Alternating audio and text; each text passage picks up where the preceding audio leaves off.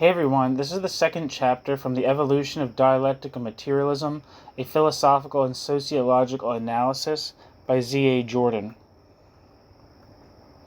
It's from part 1 of the book, which is titled The Philosophical Sources of Dialectical Materialism. This chapter is titled Marxian Naturalism, and the sections are as follows. The Sole Reality of Nature. 2. The Old and New Materialism. 3. The Anthropological Conception of Nature. 4. Sacred and Profane History.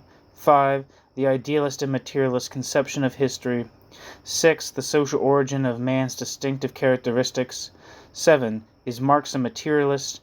8. Marx's Contribution to Naturalism.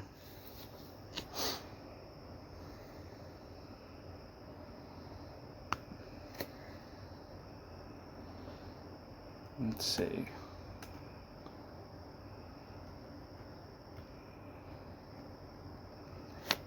And here we go.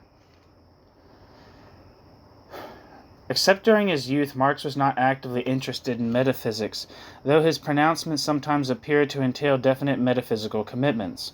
This suggests, if in a roundabout way, the conclusion that Marx was not a materialist, for all materialists are metaphysicians.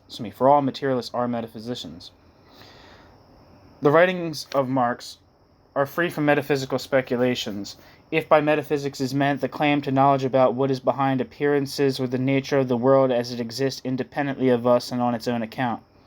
There cannot be the slightest doubt that Marx rejected the view according to which the world is independent for its existence on being perceived or known. Although absolute materialism implies epistemological realism, one cannot support epistemological realism without embracing absolute materialism.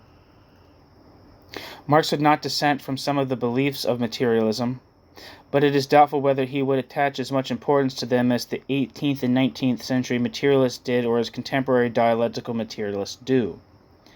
For it is right to say, as Marx emphasized in economic and philosophic manuscripts of 1844, that, quote, consistent naturalism or humanism, end quote, should be distinguished not only from idealism but also from materialism.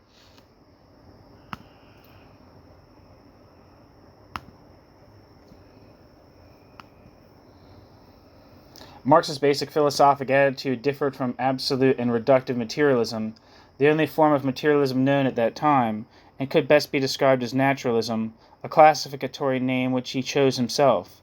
In this respect, Marx is a Feuerbachian, for it was Feuerbach who declared his indifference to all previous philosophical schools and claimed that his own philosophy, being concerned with man, was neither materialist nor idealist.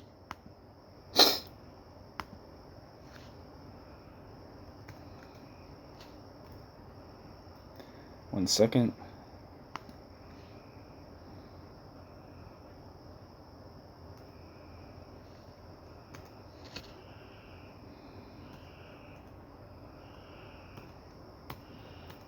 Let me try to get to these notes on chapter 2.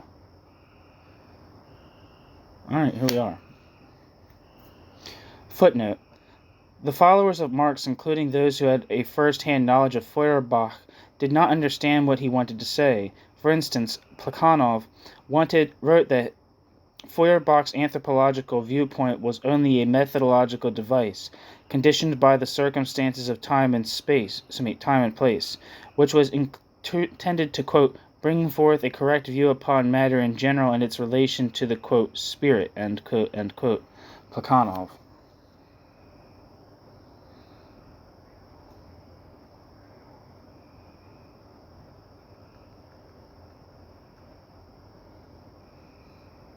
Back to the text.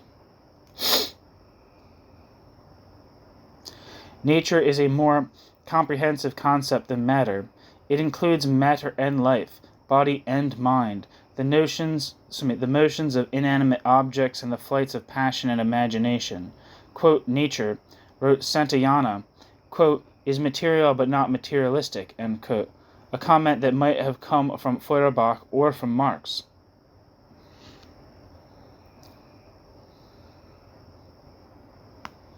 Let's see who Santayana is.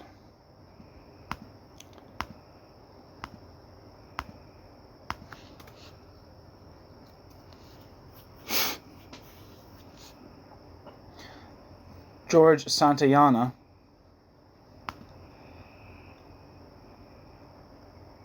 if the internet will cooperate, and it looks like it's not cooperating. Anyway, footnote, George Santayana, Character and Opinion in the United States. Section 1. The Sole Reality of Nature. The peculiar brand of, quote, naturalism or humanism, end quote, which is characteristic for Marx's approach to the problems of philosophy is already apparent in his doctoral dissertation, Differenz der demokratischen und epicureischen Naturphilosophie.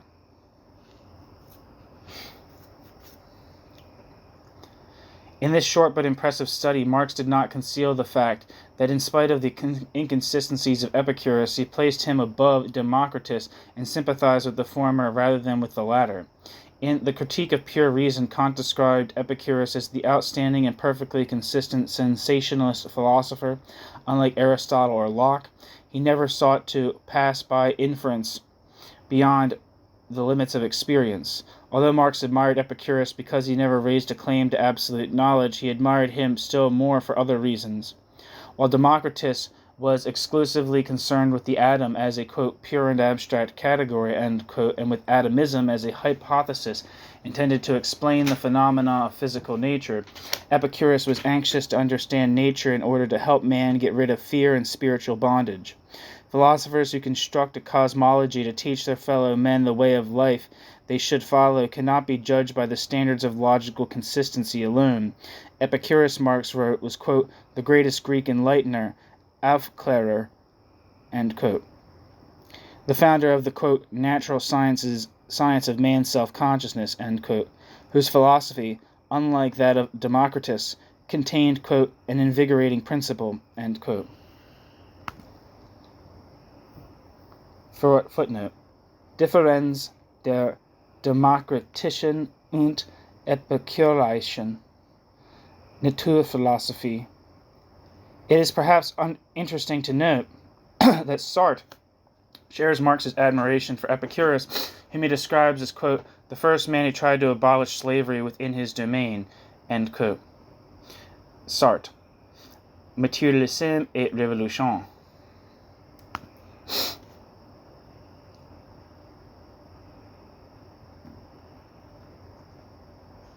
Back to the end footnote. This invigorating principle was the naturalistic quality of Epicurus' thought. His conception of the world formulated in terms appropriate to the description of man's experience and activities in the world.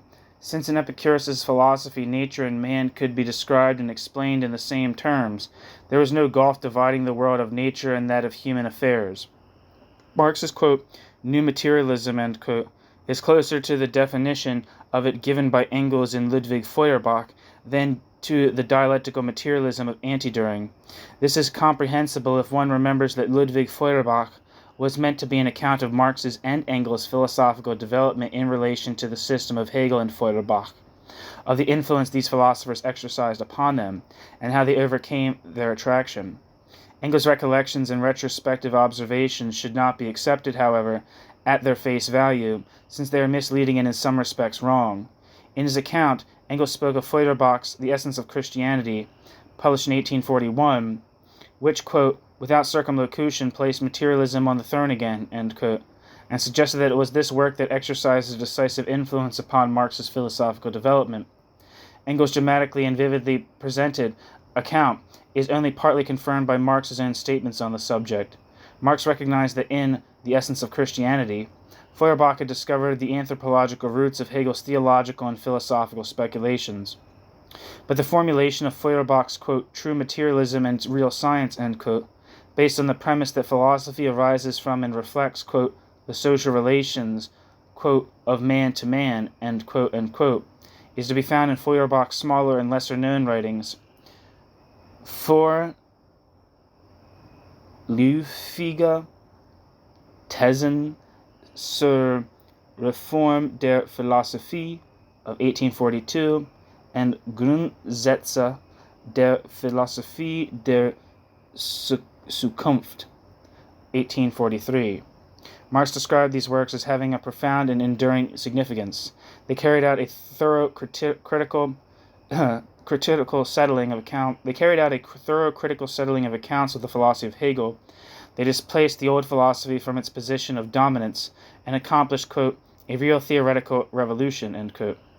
Feuerbach became, quote, the true conqueror, end quote, of Hegelianism by subjecting it to an analysis from Hegel's own point of view and by formulating the theoretical basis of philosophical anthropology from which every speculative philosophy could be effectively criticized.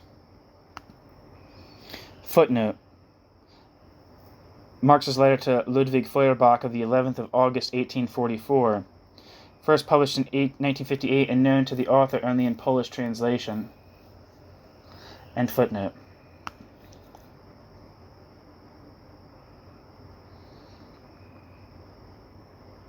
Notwithstanding his later objections to Feuerbach's philosophical position in the German ideology and the theses of 1845 to 46, Feuerbach's role with respect to Marx could be compared to that of Hume's to Kant. The exclusive and excessive significance attached by Engels to the essence of Christianity at the expense of Feuerbach's other writings has led to a misinterpretation of Marx's own philosophy. Footnote. Engels probably followed the lead of the young Hegelians, for whom Feuerbach's critique of religion was a paradigm of philosophical thinking, and as such completely destroyed the, quote, old philosophy, end quote, that is, Hegel's speculative philosophy. It was felt that Feuerbach's critique of religion applied equally to any dogma or abstract principle dominating the mind of men and hence was of universal importance. This view of Feuerbach's philosophy is also reflected in Marx's early writings, and explains the opening sentence to the contribution to the critique of Hegel's philosophy of right, quote, for Germany the critique of religion is essentially completed, and the critique of religion is the premise of all critique, end quote.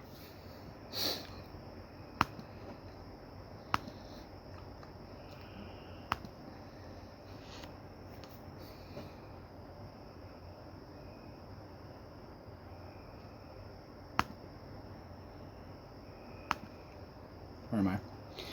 If the role of the vorläufige Thesen zur Reform der Philosophie and Grundsätze der Philosophie der Zukunft in Marx's philosophical evolution towards naturalism is ignored, the philosophical premises of Marx's thinking are bound to be misunderstood or misconstrued.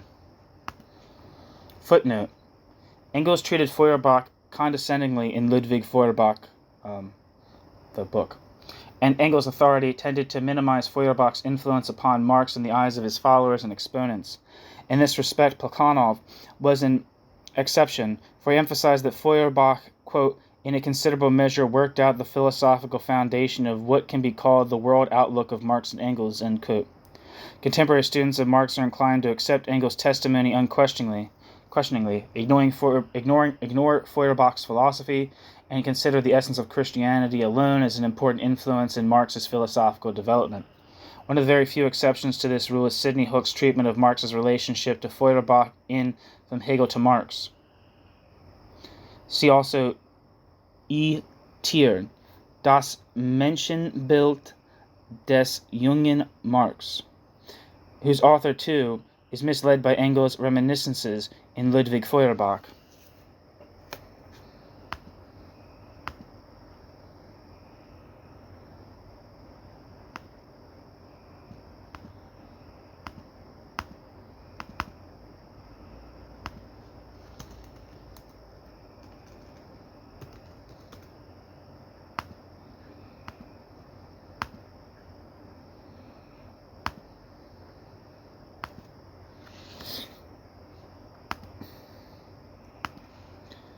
End footnote.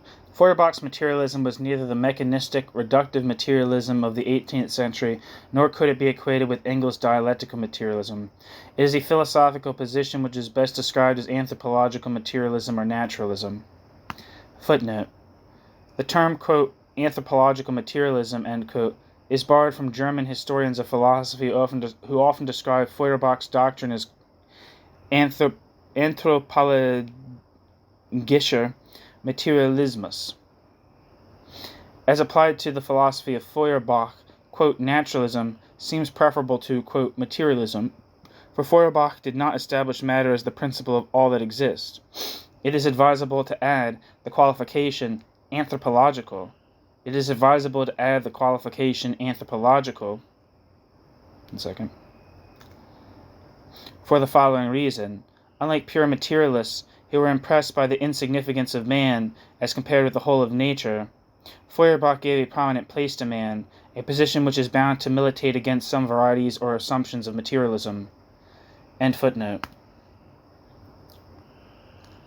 It is anthropological naturalism because it makes man the chief object of philosophy, and it is anthropological naturalism because it declares that consciousness and personality without nature is an empty abstraction. Quote, as man belongs to the essence of nature, in opposition to common materialism, end quote, wrote Feuerbach. Quote, so nature belongs to the essence of man, in opposition to subjective idealism, end quote. Nature is that which is not dependent upon man's mental activity, and by which man is involuntarily affected, which is when man is not, when he does not think of it or feel it. Quote, nature, matter, cannot be explained as a result of intelligence. On the contrary, is the basis of intelligence, the basis of personality, without itself having any basis. Spirit without nature is an unreal abstraction. Consciousness develops itself only out of nature. End quote. Ludwig Feuerbach, The Essence of Christianity. Personality without a body is inconceivable. Quote, take away from thy personality its body, and you take away that which holds it, ... Only by the body is a real personality distinguished from the imaginary body of a spectre. End quote. That which has no basis in nature has no reality at all. Footnote.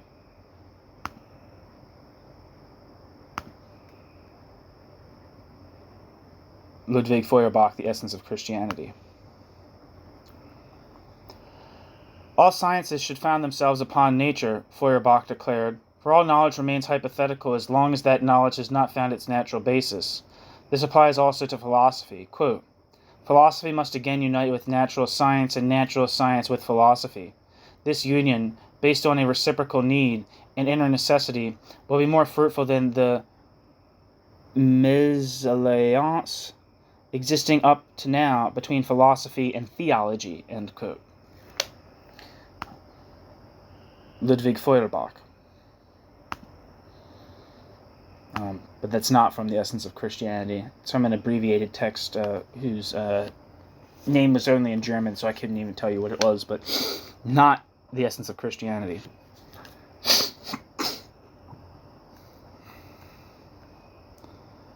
All manner of investigations about law, art, philosophy, freedom, or personality which leave man out of account and proceed over and above him are speculations devoid of significance, sense, and substance. Truth is not to be found either in materialism or idealism, either in psychology or physiology. Truth reveals itself in anthropology and can be discovered from the viewpoint of sensibility, der Standpunkt der Sinnlichkeit. For only where sensibility begins does all doubt and controversy cease. Footnote. F.A. Lange rightly observed that, however close they may be, sensibility and materiality are not identical notions for Feuerbach.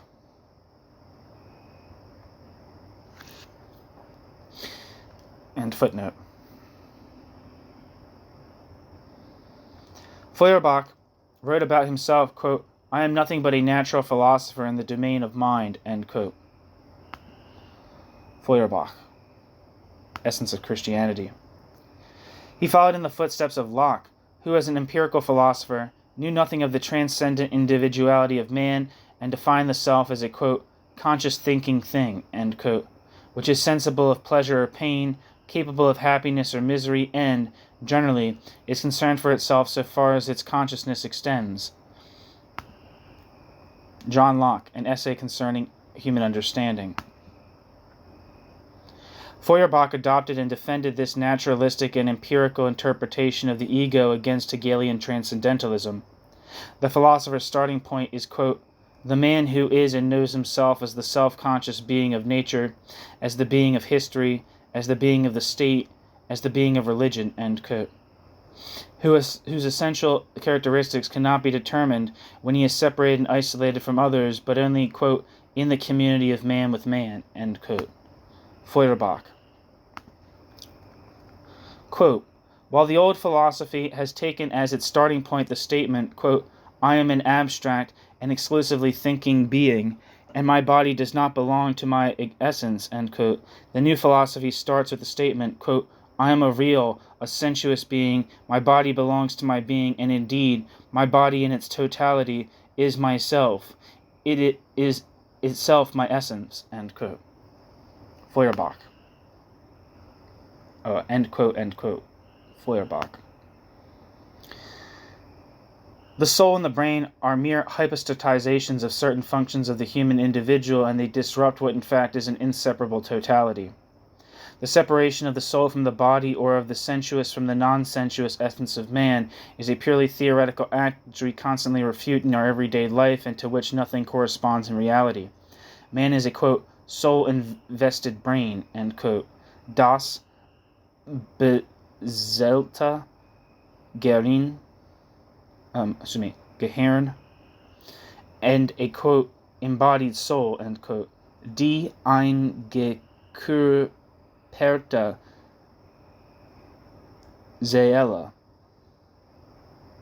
I don't know if I'm saying that right. Feuerbach. Feuerbach regarded man as a mind in a body and as a part of nature. Engels presented Feuerbach's position in a similar way. According to Engels, Feuerbach believed that, quote, nature exists independently of all philosophy, end quote, and that, quote, nothing exists outside nature and man, end quote. Man himself being a, quote, product of nature, end quote, which, as Engels said elsewhere, quote, has developed in and along with its environment, end quote. Engels. Ludwig Feuerbach. Engels' insistence that, quote, the, quote, human being, end quote, is always a phantom as long as he does not have his basis in empirical man, end quote, and that the empirical man is a, quote, embodied individual, end quote, clearly reflects Feuerbach's conception of man. See Engels' letter to Marx on the 19th of November, 1844, end footnote.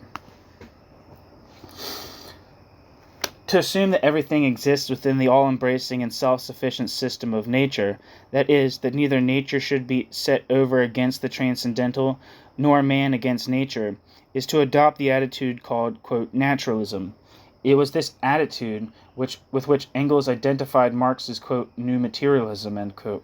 Materialism in the new sense, which Marx adopted under Feuerbach's influence, assumed that, quote, the material, sensuously perceptible world to which we ourselves belong is the only reality, and that our consciousness and thinking, however supersensuous they may seem, are the product of mind, but mind itself is merely the highest product of matter. End quote. Engels. Ludwig Feuerbach. Engels' view is very close to one of Feuerbach's aphorisms in VTRPH. Again, that's an acronym for something in German. Quote, philosophy is the knowledge of what exists, end quote, Feuerbach wrote. Quote, the highest duty and task of philosophy is to think of things and beings and to apprehend them the way they are, end quote. In his interesting study Der Begriff der Natur in der Lehre von Marx, Alfred Schmidt suggested that Marx was a materialist, but that, quote, his materialism should not be understood ontologically, end quote. An anti-metaphysical materialism is a contradictio in adjecto. For materialism is a metaphysical doctrine. There is, however, no inconsistency in speaking of anti-metaphysical naturalism, which is one of the many reasons why Marxist philosophy should be described as naturalism. End footnote.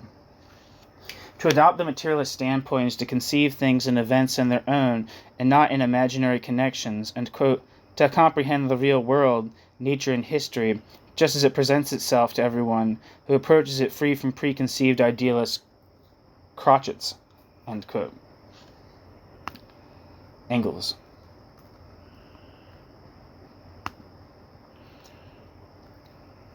Expressed in contemporary terms, the quote, new materialism, end quote, is based upon the assumption of the causal primacy of the material world, viz. Things accessible to sensory perception, or of the constituents of such things, whose qualities, relations, functions, or modes of behavior may be real aspects or parts of nature, but cannot be independent causes, since they are not material objects.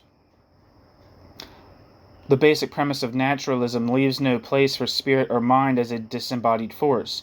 It does not imply the denial of spirit or mind, but only the existence of mind without material substance.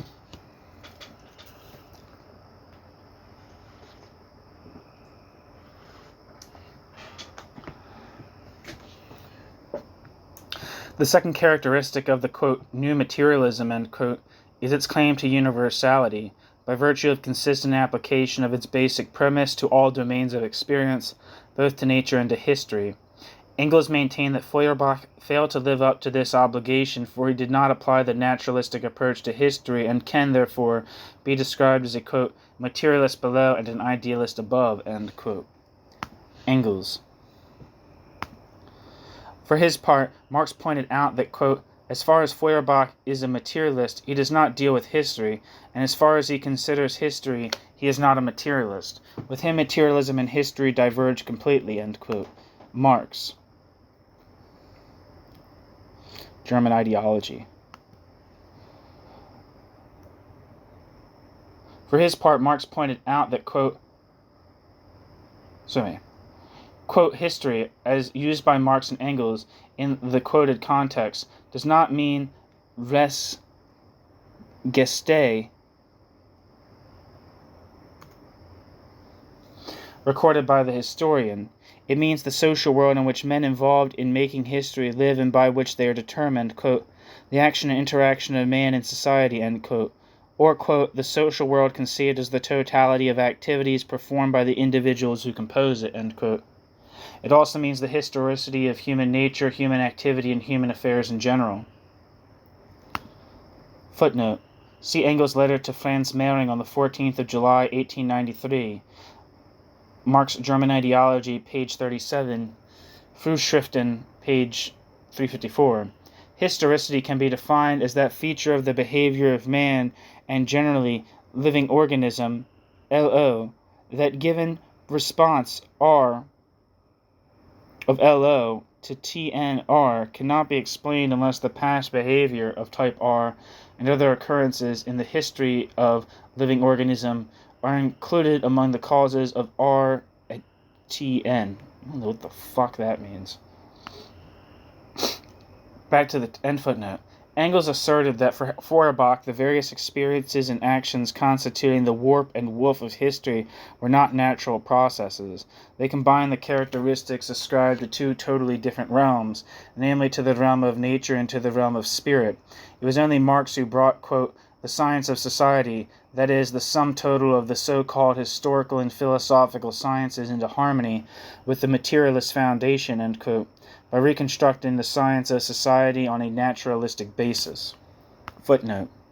Engels. End footnote. While Engels gave a somewhat exaggerated account of the differences between Feuerbach and Marx, it is basically true to say that Feuerbach's naturalism lacked the sociological dimension which so markedly differentiated Marx from the preceding philosophers of naturalism. Engels' evaluation is in agreement with Marx's criticism in the Theses, where Feuerbach's narrow and inadequate understanding of the basic relationship between the individual and society, and between society and nature, is cited in an ever-recurring objection to Feuerbachian naturalism.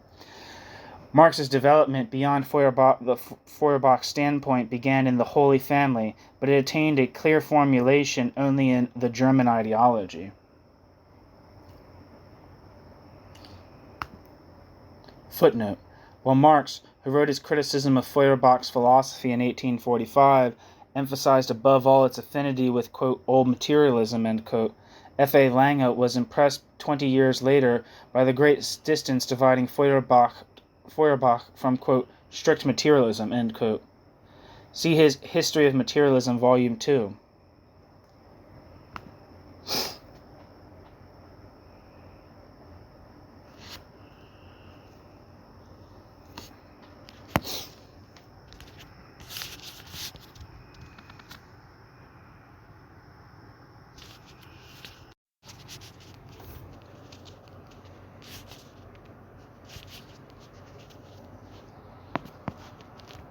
Section 2. The Old and New Materialism. In The Holy Family, Marx described the historical origins of his, quote, new materialism, from which, in the course of time, was to emerge his materialist conception of history, which he called the, quote, materialist basis of my method, die materialistische Grundlage meiner Methode, unquote.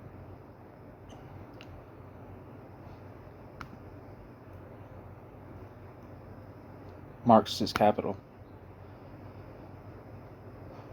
There were two trends in French materialism of the 18th century. One traced its origin to Descartes, the other to Bacon, Hobbes, and Locke. Descartes was one of the founders of the mathematical natural philosophy. He originated the mechanistic view of nature and prepared the ground for conceiving life, consciousness, and all the intellectual functions of man as a product of mechanical changes. Descartes completely separated his physics from his metaphysics, but within his physics, matter is the only substance endowed with mechanical motion and self-creative power. French materialism followed Descartes' physics and opposed his metaphysics by rejecting his metaphysical distinction between res cogitans and res extensa. This school reached its zenith with the physician Cabanis and Lamettrie, who applied to man Cartesian ideas about animal organism and affirmed that the, quote, soul is a modus of the body and ideas are mechanical motions, end quote. Sorry, I woke up today. My allergies are just fucking brutal. One second. See if my internet is working.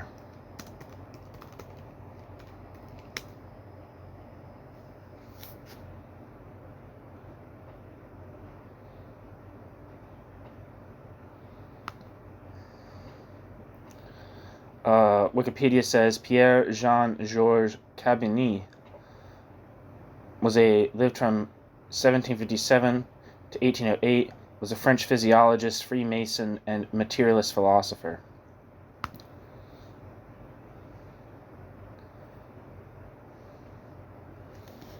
Lamettrie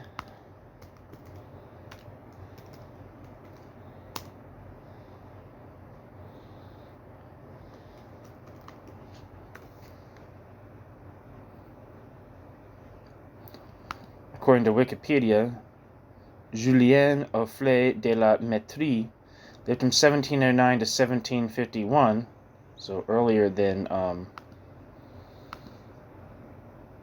Cabannes. Was a French physician and philosopher, one of the earliest of the French materialists of the Enlightenment. He is best known for his 1747 work, L'Homme Machine, Man and Machine.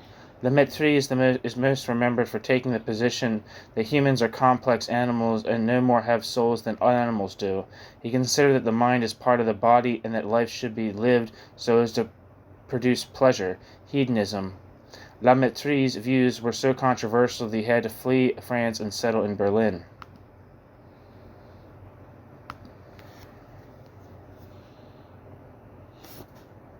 Back to the text. Thus Cartesian physics gave rise to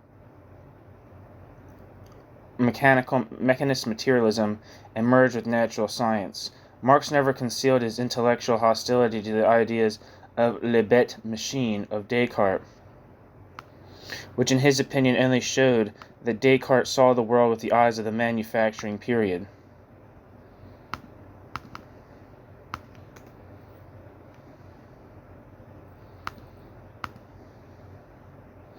And of L'Homme Machine of Lamettrie. which was a simplification stultifying the development of materialism.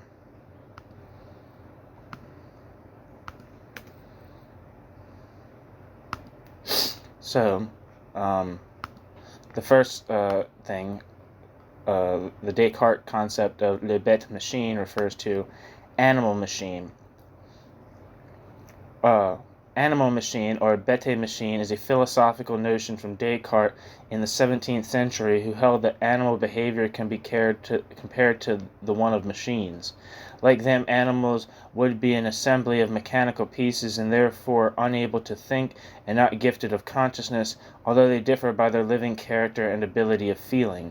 This implied a fundamental difference between animals and humans.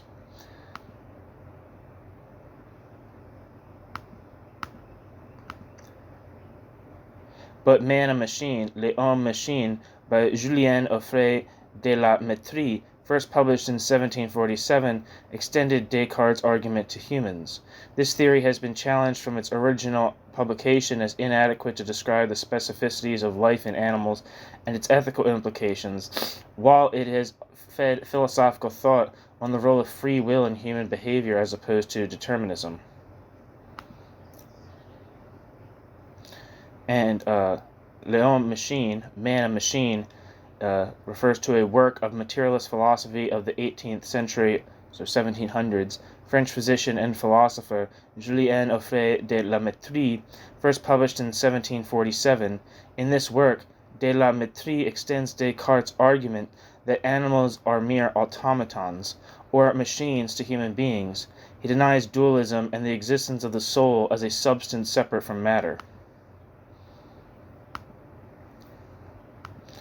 Back to the text. Footnote. Engels and some of the younger followers of Marx shared his hostility to what they sometimes referred to as, quote, bourgeois materialism.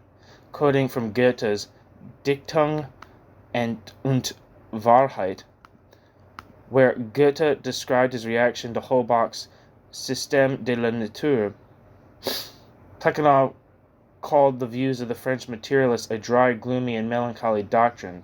They, that is, the mechanistic materialists, made it clear that, quote, the materialist conception of nature is still not the materialist conception of history, end quote. The former is of no avail in explaining historical phenomena.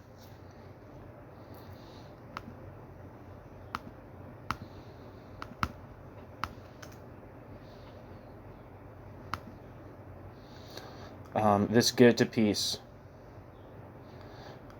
aus meinem Leben, Dichtung und Wahrheit, From My Life, Poetry and Truth, 1811 to 1833, is an autobiography by Johann Wolfgang von Goethe that comprises the time from the poet's childhood to the days in 1775 when he was about to leave for Weimar.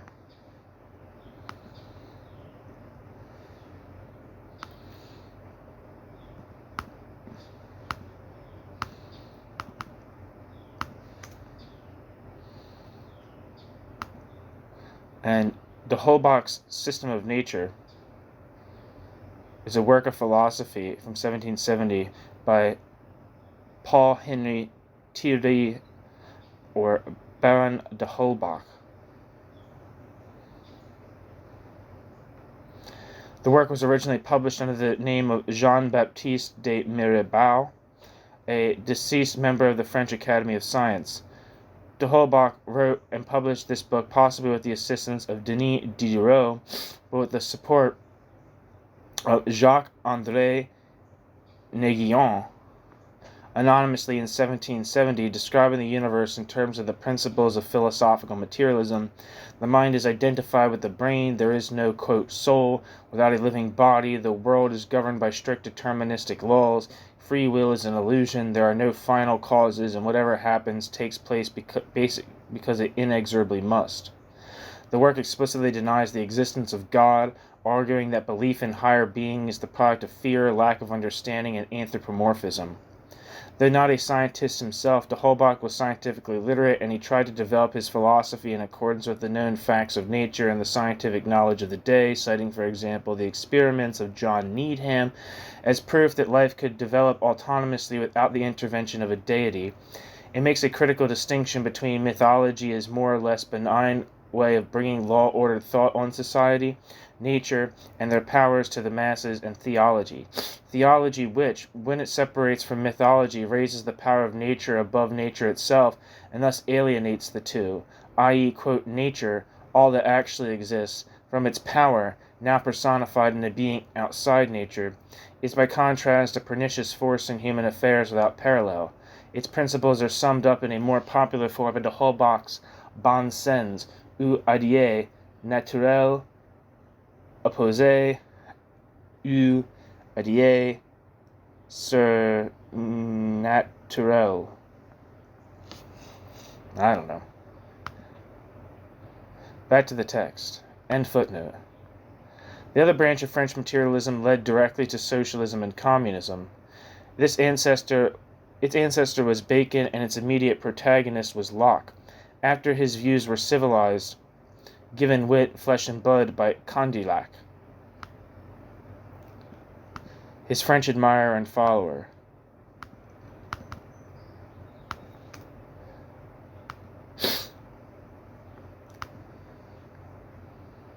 Footnote.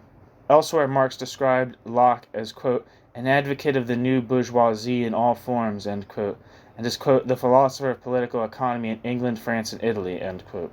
Capital, Volume 1, page 390. Marx probably had in mind Locke's idea of society as an aggregate of individuals, each pursuing his own ends independently of the others and subordinating his action to certain rules. Marx was an outspoken opponent of this individualistic and rationalistic conception of society, which might have played a useful role in economics but was disastrous for the development of social theory. Locke's conception of society was also accepted by the thinkers of the French Enlightenment. As a social philosopher, Locke was not a protagonist of socialism and communism. End footnote. And Condillac, Etienne Bonneau de Condillac, or Condillac, I'm not sure. Etienne Bonneau, Abbé de Condillac, was the chief exponent of a radically empiricist account of the workings of the mind, and has since come to be referred to as, quote, sensationism. Whereas John Locke's empiricism followed upon a rejection of innate principles and innate ideas, Condillac went further and rejected innate abilities as well. On his version of empiricism, experience not only provides us with, quote, ideas, or raw materials for knowledge, it also teaches us how to focus attention, remember, imagine, abstract, judge, and reason. It forms our desires and teaches us what to will. Moreover, it provides us with the best lesson in the performance of these operations, so that a study of how we originally learned to perform them also tells us how those operations ought to be performed. The pursuit of this tenet led Condillac to articulate an early developmental psychology with explicit pedagogical and methodological implications. Condillac's concerns also led him to focus on the theory of perception and to advance important and original views on our perception of spatial form. Condillac offered a more searching, careful, and precise account of what exactly is given to us by each of the sense organs than any that had been offered up to his day, and presented a highly nuanced account of how this raw data is stored up into our beliefs about the world around us. That's from Stanford Encyclopedia of Philosophy. Back to the text. Condillac expounded Locke's views about the origin of ideas and, quote, proved that not only the soul but the senses too, not only the art of creating ideas but also the art of sensuous perception are matters of experience and habit. The whole development of men therefore depends on education and environment, end quote. Helvetius conceived these ideas immediately in their implication to social life, and it was thus that French and English socialism and communism were born. Babeuf, Fourier, Cabet, and Robert Owen were direct successors of Helvetius.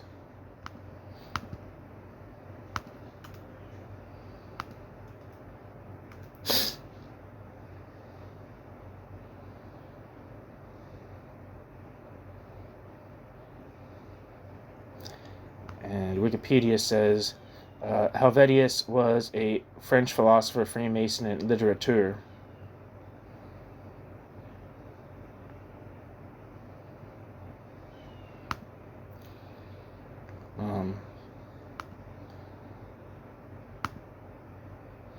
Back to the footnote. Rousseau was a determined opponent of the view that the individual is what education makes him, and criticized it at length in Émile, Book 4, Tome 2, page 43 ff. End footnote. The close connection between the second branch of French materialism and socialism and communism is apparent. Materialism emphasized the omnipotence of experience, of habit, and education, and generally the influence of the environment on man. Therefore, progress and virtue require not to be preached, but to be prepared by an appropriate arrangement of social relations. Quote, if man draws all his knowledge, sensation, etc., from the world of the senses and the experiences gained in it, the empirical world must be arranged so that in it man experiences and gets used to what is really human, and that he becomes aware of himself as man. If man is shaped by his surroundings must be made human. If man is social by nature, he will develop his true nature only in society, and the power of his nature must be measured not by the power of separate individuals, but by the power of society. End quote. Marx. Mega.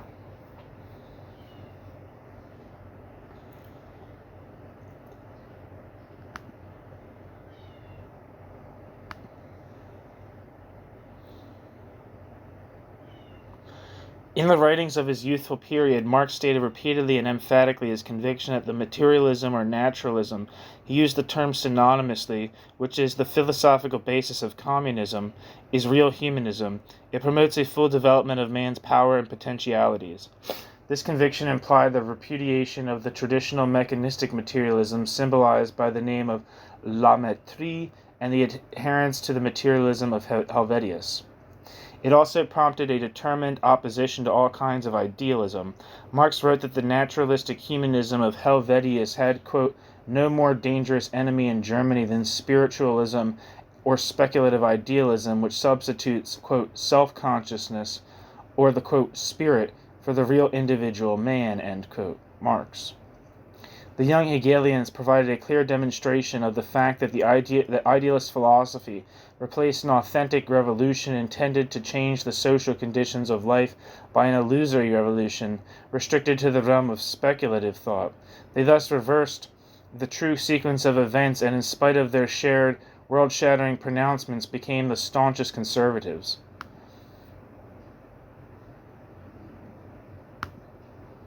Feuerbach went back to Helvetius over the heads of the young Hegelians, for he rejected their Hegelian substitution of self-consciousness for the, quote, real man on the basis of nature, end quote. Man is not a mere accident of the eternal substance. Marx contrasted Feuerbach's position with that of the young Hegelians and emphasized that for Feuerbach, the real man lives and suffers in society, shares in its pains and pleasures, and is a manifestation of society's life.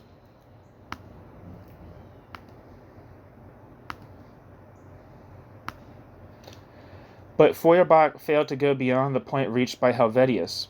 He, too, conceived of man as a purely passive recipient of stimuli supplied by nature, and as the product of education, circumstances, and influences of nature acting upon man. He forgot that, quote, it is men that change circumstances, and that the educator himself needs educating, end quote. Marx. Man changes not only in response to the influence of nature upon him, but also in reacting upon nature in his struggle for existence. Changing nature, he changes the environment, and changing the conditions of life, he changes himself. Moreover, Marx came to regard Feuerbach's anthropological materialism as a failure for reasons essentially the same as those for which he broke his connections with the young Hegelians. According to Marx, communism was materialism expressed in terms of practical action. Feuerbach, however, was content to show the errors of the Hegelian philosophy. He only interpreted the world, never abandoned the contemplative attitude of a theorist, and thus failed to formulate the conclusions that would attack, revolutionize, and change the existing world. Marx's criticism of Feuerbach was based on the assumption that there was a revolutionary dynamic in materialism as applied to social life and historical development, and that it was enough to discover the material conditions of human existence to reveal both the inevitability and the desirability of their change. One second. If men come to understand the circumstances of their lives and see that they are wanting the power to realize the aspirations of human spirit, they rise up against their circumstances and spontaneously exert themselves to overthrow them. The materialist philosophers who were anxious only to interpret the world were in no position to discover a true view of the world.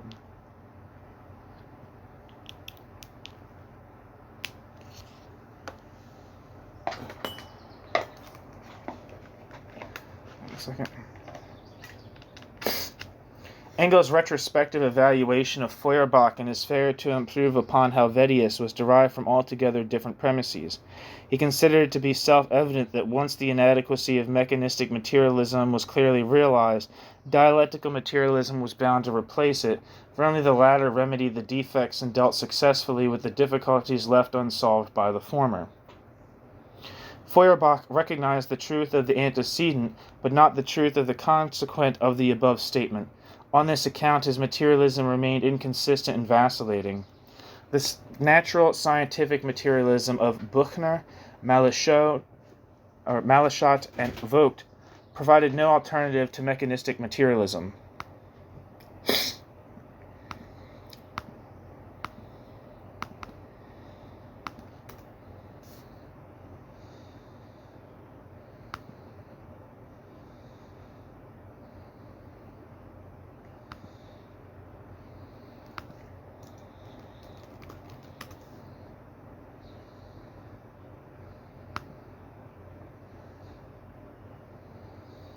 Wikipedia says Friedrich Karl Christian Ludwig Buchner lived from March 1824 to 1899 and was a German philosopher, physiologist, and physician who became one of the exponents of 19th century scientific materialism.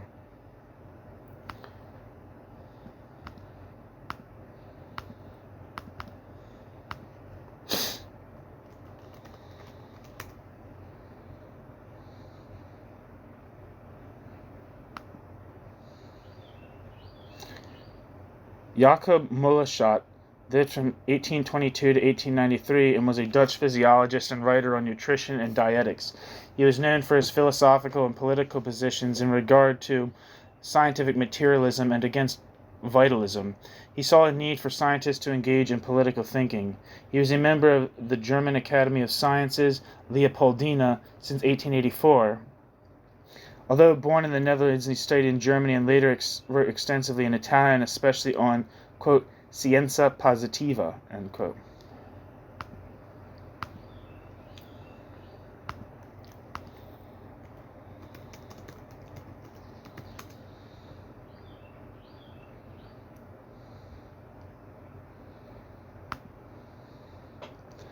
And Karl Vogt, who's in a dispute with Marx.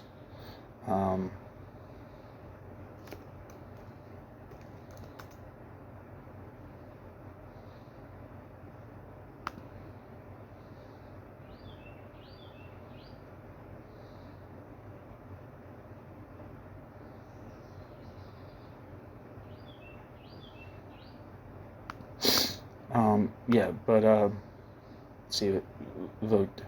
It says August Christoph Karl Vogt lived from 1817 to 1895 and was a German scientist, philosopher, popularizer of science, and politician who emigrated to Switzerland. Vogt published a number of notable works on zoology, geology, and physiology. All his life he was engaged in politics in the German Frankfurt Parliament of 1848 to 49 and later in Switzerland. So let me repeat the sentence that these are all mentioning. The natural scientific materialism of Buchner, Moleschott, and Vogt provided no alternative to mechanistic materialism. Feuerbach, too, is aware of the fact that natural scientific materialism supplied the groundwork of the edifice of human knowledge, but not the edifice itself. We live not only in nature, but also in human society, and the question, therefore, was how to, quote, bring the science of society, into harmony with the materialist foundation, and to reconstruct it thereupon, end quote. Engels. Engels was convinced that the only right solution to this problem was to discover the, quote, laws of motion, which govern both natural phenomena and historical events, and which, in his opinion, were to be found in the laws first formulated and developed by Hegel. Unlike Marx, Feuerbach did not rise, however, to the realization of this fact, and because he did not know dialectical materialism, he was bound to fail. Engels believed that it was actually Marx and not himself who formulated the foundations of dialectical materialism, and who maintained that it was the one and only one objectively valid and fruitful alternative to mechanistic materialism. While Marx supplied the ideas and the principles, Engels only elaborated upon them, systematized Marx's thinking, and provided its detailed validation. Footnote: the materials contained in Dialectics of Nature were collected in preparation for accomplishing this task. End footnote. Engels decried his own share in the formulation of dialectical materialism as much as he belittled his role in the development of other genuinely Marxian ideas. Neither in the Holy Family, nor in the German ideology, nor in other publications of this and later periods can a single piece of evidence be found to substantiate and confirm Engels' view. While Marx firmly rejected the mechanistic materialism early in his life and never wavered in his decision, his efforts to establish an alternative theoretical foundation to the abandoned position of mechanistic materialism moved in a direction quite different from that which Engels would lead us to expect. Marx did not view the problem in the way Engels did in Anti-Düring and Ludwig Feuerbach, nor did Marx accept what Engels took for granted, namely, that a materialist conception of nature and history, which was to succeed mechanistic materialism, could not be anything but dialectical materialism. Marx had a more or less coherent and organized system of beliefs as to the nature of reality and the nature of man. The materialist presuppositions which were shared by Marx might have included the principle of the sole reality of matter, quote, matter, end quote, being the term used to denote the totality of material objects and not the substratum of all the changes which occur in the world, the denial of the independent existence of mind without matter, the rule of the laws of nature, the independent existence of the external world, and other similar assumptions traditionally associated with materialism. But while materialism in the indicated sense might have constituted Marx's general frame of reference, it did not provide the premises from which Marxian historical materialism was inferred. Marx did not accept some of the materialist metaphysical principles or some of the physical and biological factors, extra-social and extra-historical, such as geographical conditions or the struggle for existence, to mention those actually discussed by Marx, as the explanation of social processes and historical development. Marx's new materialist conception of nature and history is not based, as Engels suggested, on a single set of laws discovered by Hegel, which apply both to the physical universe and the human world, nor are his views on society and history either definitionally or inferentially dependent upon or reducible to an absolute materialism, whether mechanical or dialectical. Since the general assumption of the Marxian conception of nature, man, and society make exclusive use of social and historical terms, they should not be regarded, as will be shown later, as materialism in the accepted sense of the word. The, quote, new materialism, end quote, of Marx is actually naturalism, rediscovered and extended by Marx to apply both to man's biological and spiritual existence and to account for social and historical phenomena. This revision and extension required the establishing of a common principle or a common method which would take into account the fact that man is not only a natural entity but also a social being, which would enable him to establish the science of society on the, quote, materialist foundation, end quote, and which could be used for the purpose of describing both the world of nature and the human world. By rejecting mechanistic materialism, Marx did not adopt a dialectical but an anthropological conception of nature. Footnote: Marx expounded this conception in the third of his economic and philosophic manuscripts of 1844 in the German Ideology, and also referred to it in the opening paragraphs of Chapter 7 in Volume 1 of Capital. End footnote. By the anthropological conception of nature should be understood the view which, in Marx's words, quote, leaves, quote, the priority of external nature unassailed, end quote, but abolishes the distinction between man and nature, for man's, quote, unceasing sensuous labor and creation, end quote, is, quote, the basis of the whole world as it now exists, end quote. Marx, German ideology. If the concept of nature became for Marx a social and historical concept, he could not be called a dialectical materialist, for the dialectical and the anthropological conception of nature are clearly mutually exclusive.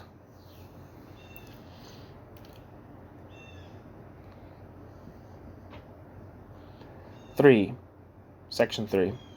The anthropological conception of nature. Nature an und für sich, the external world of Engels and Lenin that exists without and independently of us and yet is completely knowable, was for Marx a, quote, nullity, a, quote, nothing, devoid of sense, end quote, or mere, quote, externality, end quote.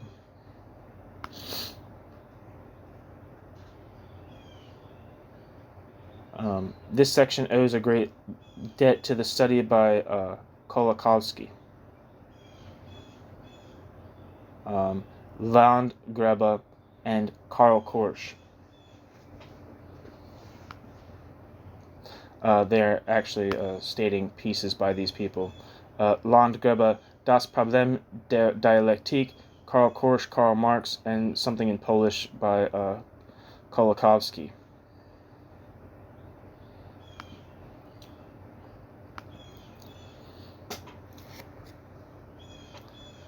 End footnote.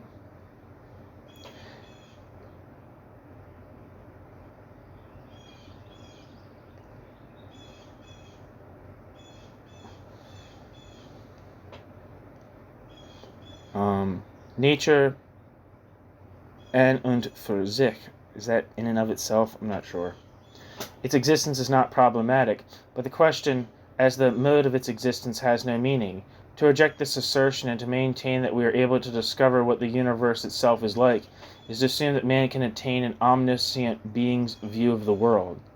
In Economic and Philosophic Manuscripts of 1844 and The German Ideology, Marx rejected as entirely wrong the theory of knowledge of the British empiricists, the French materialists, and Feuerbach, who conceived men as products of circumstances and upbringing, the human mind as a passive recipient of sensation, and perception as a mere effect wrought in the senses by outside causes.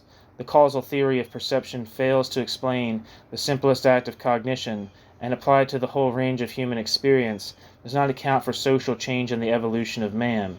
Marx was convinced that the idealists, and this meant Hegel and the Hegelians, were right in emphasizing the contribution and role of the subject in the process of knowledge, and he put this conviction on record in the first and third of his theses on Feuerbach. Although, quote, only abstractly, end quote, since idealism does not know, quote, real sensuous activity as such, end quote, it was idealism that developed the, quote, active side, end quote, of cognition. Hegel was wrong when he conceived the mind as an autonomous entity, independent of and undetermined by its material and social environment, which he regarded as posited by the mind's creative activity. Although Hegel's identification of reality with thought should be rejected, Hegel was right when he insisted upon the constitutive function of consciousness in the process of knowledge. His discovery becomes of considerable importance if the constitutive role of consciousness is conceived as, quote, human sensuous activity, end quote, that is, perception combined with action, instead of being, as in Hegel, an active abstract thought. Marx refused to follow the path of mechanistic materialism, which severed the natural connection between man and his environment, and maintained that the relation of cognition to the external world may be reduced to the relationship of cause and effect. For Marx, man is not a tabula rasa. A mere receiver of impressions from the outside world, passively registering and reproducing the external stimuli, but an actively responding cognizing subject, endowed with a selective perceptive faculty, contributing to cognition his memory and anticipations, his norms and values, his social and historical heritage.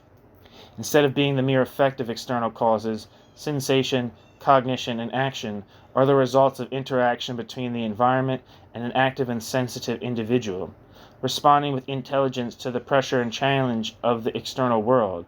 No account of experience can be adequate unless the contributing activities of the knower are recognized and the knower himself is considered as a product of his time. culture, and social system. The knower is not, as it were, the sum total of the Kantian categorical forms, nor should he be conceived as an individual of the traditional theory of knowledge who rises above history and time. From the naturalistic viewpoint, society is prior to the individual, and the knower is a social individual, situationally and socially determined. Consequently, objects of knowledge are always socially mediated objects, and nature as the totality of things, and the relations articulated by man's social action is a man-made nature. An external world, the knowledge of which is independent of the perceiving subject, is a fiction beyond our comprehension, for all our concepts as well as our language are inevitably related to the socially subjective world. To form an idea of the external world as it exists independently of our knowledge or to form an idea of the external world as it exists independently of our knowledge of it is as impossible as to distinguish the socially determined characteristics of man from those of his traits which the individual would possess if he had always lived in isolation. Marx did not only reject the idea that Rousseau's, quote, man in the state of nature, end quote, could ever exist, but also refused to see in it an empirically significant concept. Similarly, the concept of nature that preceded all human history is devoid of cognitive meaning. It would have to differ entirely from the nature in which we live or which does or could exist anywhere for anyone today.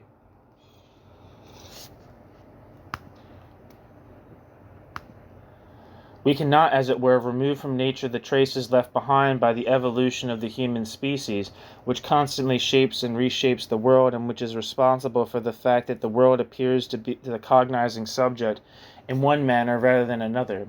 This is the point of view which Feuerbach described as the, quote, anthropological truth, end quote, and what Marx called, quote, consistent naturalism, end quote. Within a consistent naturalism, there is no more room for the concept of material substance than for that of disembodied mind or spirit. Marx rightly argued that naturalism, thus understood, quote, distinguishes itself both from idealism and materialism, constituting at the same time the unifying truth of both, end quote. Although what men see, touch, or grasp are responses to external stimuli, the external objects are determined by the selective activity of the senses, and the senses, in turn, are constantly modified by the biological, social, and cultural evolution of the human species. In a certain sense, then, there are no natural data, no God-given external facts of nature, but only socially mediated objects. Footnote. See Sidney Hook, From Hegel to Marx. The world is known to man as a man-made world. It is a totality of, quote, things for us, end quote, and not of, quote, things in themselves, end quote. The only knowable is the world that appears in man's experience, that is, causally transformed by human action, divided into species and particulars, class members and classes, articulated into objects and their relations, into things with a definite form, arrangement and structure, and cut out from the chaotic mass of the pre-existing world as it persists by itself. This humanized world is knowable because it is a world determined by man. The outcome, as Marx said in the first thesis on Feuerbach, of, quote, human sensuous activity, end quote. As a natural being, man shapes the environment according to his needs, and the needs determine the articulation of the world into separate things and their connection. External objects are, as it were, the objectified centers of resistance in the environment encountered by the human drive striving for the satisfaction of needs. If the needs were different, the world would look differently too, as it does to other animal species. Although sensuous objects are different from thought objects, they do not exist in the form of objects unless they are made such by human activity. Cognition is not simply a matter of discovering or disclosing some entities which exist independently of us. The cognizing subject participates in the determination of the objective nature and order of things, and, in a certain sense, creates it in the act of continuous world objectification. Vergegenständlichung.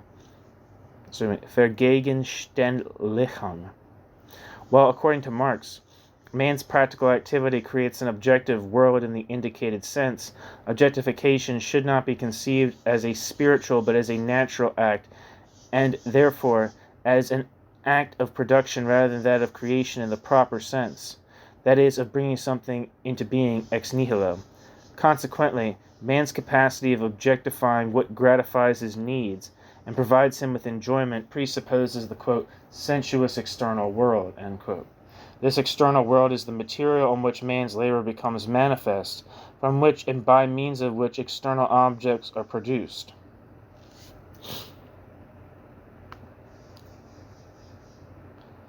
Footnote. See Feuerbach, GPHZ, section 29, page 314, quote, matter is the symbol of being outside thought, the substratum of reality. End footnote. The subjective world, articulated and determined in its structure by man's needs, tendencies, and impulses, is not a forever changing, transient, and ephemeral world. For man is a natural being, that is, a member of an animal species, and a social being destined to act together with others. Since in his relation to the external world, man is not an isolated but a social subject, his cognitive capacities and organizing forms or categories of thought are socially determined too. Marx accepted Condillac's theory of knowledge, according to which general knowledge is impossible without language, and thus is bound to be a product of social life as much as language itself. Having accepted Condillac's theory of knowledge, Marx also reached the conclusion established by Rousseau that in the state of nature, that is, without the abilities which men acquire by communicating with each other, man would be reduced exclusively to sensations. Footnote. Discours, l'origine et le fondement des inégalités parmi les hommes, première partie. So the origins of inequality. Is that Rousseau? I don't know. Having accepted Condillac's theory of knowledge, Marx also reached the conclusion established by Rousseau that in the state of nature, that is, without the abilities which men acquire by communicating with each other, man would be reduced exclusively to sensations. As Feuerbach put it, only through his fellow men does man become self-conscious. Without this bond of community, man would lose his individuality in the ocean of nature. Quote, that he is, he has to thank nature.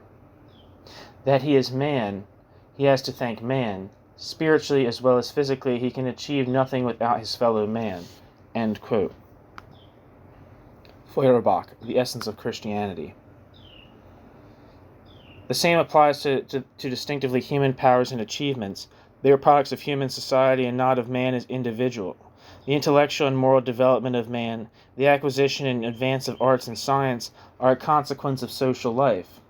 Quote, language, like consciousness, only arises from the need, the necessity of intercourse with other men, ... Consciousness is therefore from the very beginning a social product and remains as long as men exist at all. End quote. Marx, German Ideology.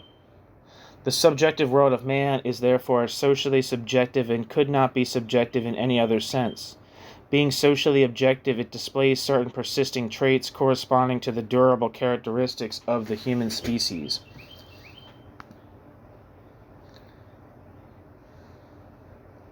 Footnote.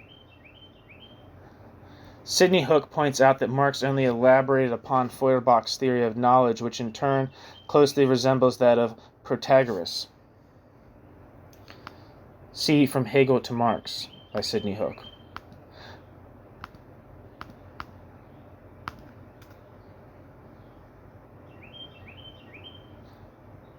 According to Stanford Encyclopedia of Philosophy, Protagoras lived from 490 to 420 BCE, was one of the most important sophists and exerted considerable influence in 5th century intellectual debates. His teaching had a practical and concrete goal, and many of the surviving testimonies and fragments suggest that it was mainly devoted to the development of argumentative techniques. But some of his views also raise important philosophical problems which were going to be discussed in detail by Plato, Aristotle, and many other philosophers. His famous thesis, according to which, quote, man is the measure of all things, end quote, has been interpreted as a first stance in favor of relativism, and his claim on the gods introduces the problem of agnosticism. Besides, his conventionalists notion of justice marks a break with the traditional account of divine justice, as it has been rightly claimed, it also seems to provide a theoretical foundation for democracy based on direct participation. By claiming a direct link with the great poets and thinkers of the past, but also by appropriating and transforming their tenets, Protagoras presented himself as an heir to Greek paideia, as one of the great masters, or better, as the educator capable of imparting teachings suited to the needs of the new world of the polis. Sounds like an interesting guy. I want to know more about Protagoras. Very interesting. Protagoras' epistemological relativism was individualistic, and that of Feuerbach and Marx was not. Moreover, in the case of Marx, it was supported by an elaborate sociological theory which makes Protagoras' and Marx's theories of knowledge entirely incomparable. To emphasize this important difference, Karl Mannheim's distinction between relativism and relationism, introduced in Ideology and Utopia, could be adopted. Protagoras' doctrine would provide as an instance of epistemological relativism that of Feuerbach and Marx of epistemological relationism. For the latter position, the name perspectivism has also been suggested.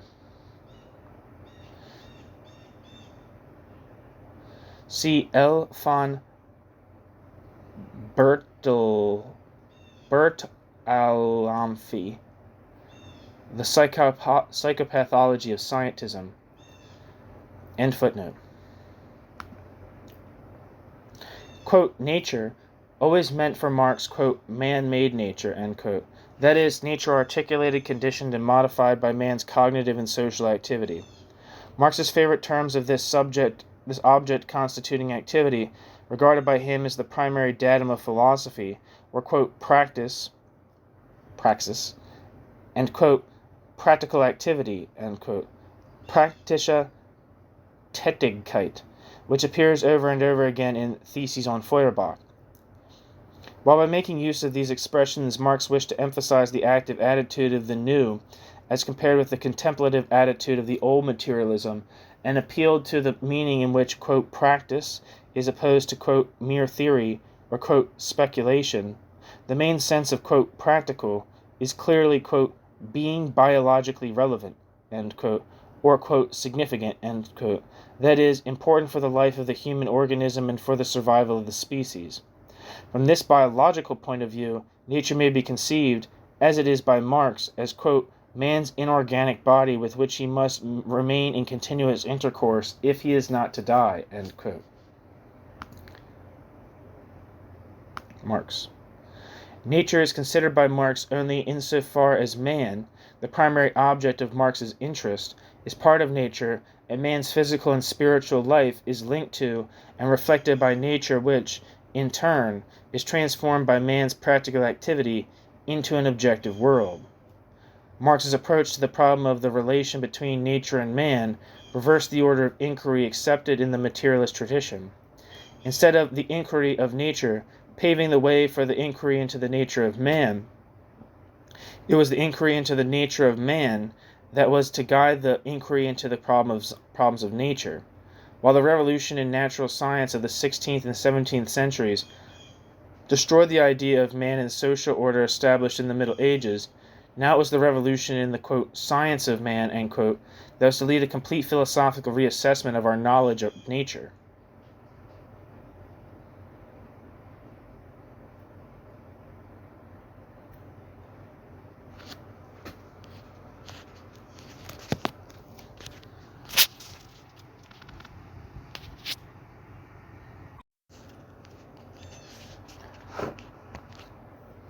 The external world, as it existed an und für sich, never enters Marx's social and historical investigations.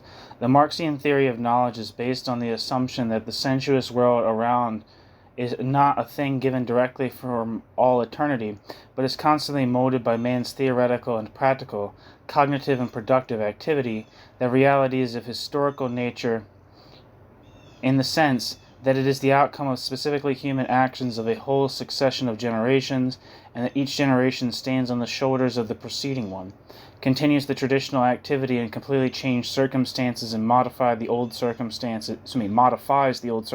of the completely changed activity. Marx's theory of knowledge upholds Hegel against Feuerbach's belief in the certainty and finality of sense experience and its historical character. On the other hand, while emphasizing the contribution to cognition made by man's perceptive faculty, conditioned historically and socially, Marx preserves the realistic component of the materialist theory of knowledge. He combines the principles of naturalism and realism with the Hegelian idea that reason is historically determined and that it is involved in impressing upon man's physical and social environment its shape and form. Therefore, it is history, the record of human actions in society, which provides the starting point for considering nature as the totality of physical objects. Man always has before him a, quote, historical nature, end quote, and it is a, quote, natural history, end quote, that provides the key to its secrets. Quote, the sensuous world, is not a thing given from all eternity, ever the same, but the product of industry and the state of society, and indeed in the sense that it is a historical product, the result of the activity of a whole succession of generations, each standing on the shoulders of the preceding generation, developing its industry and its intercourse, modifying its social organization according to the changed needs. End quote. Marx, German ideology. Marx attached great importance to this view and stressed it repeatedly in the German ideology. The poverty of philosophy. I don't know if I said footnote, but this is a footnote. Footnote, Marx, German ideology. Marx attached great importance to this view and stressed it repeatedly in the German ideology, the poverty of philosophy, and in his letter to P.V. Annenkov of the 28th of December, 1846. End footnote. Unlike other animal species, man is not only a successor, but also an heir to a cumulative tradition which, whether for good or bad, affects his power's way of life and activity. Thus, the old materialism, including Feuerbach's materialism, with its claim that man is a creature of nature, determined by and depending on his environment, is only a half-truth. It leaves out the fact that the physical and social environment is the outcome of man's sensuous and social activity.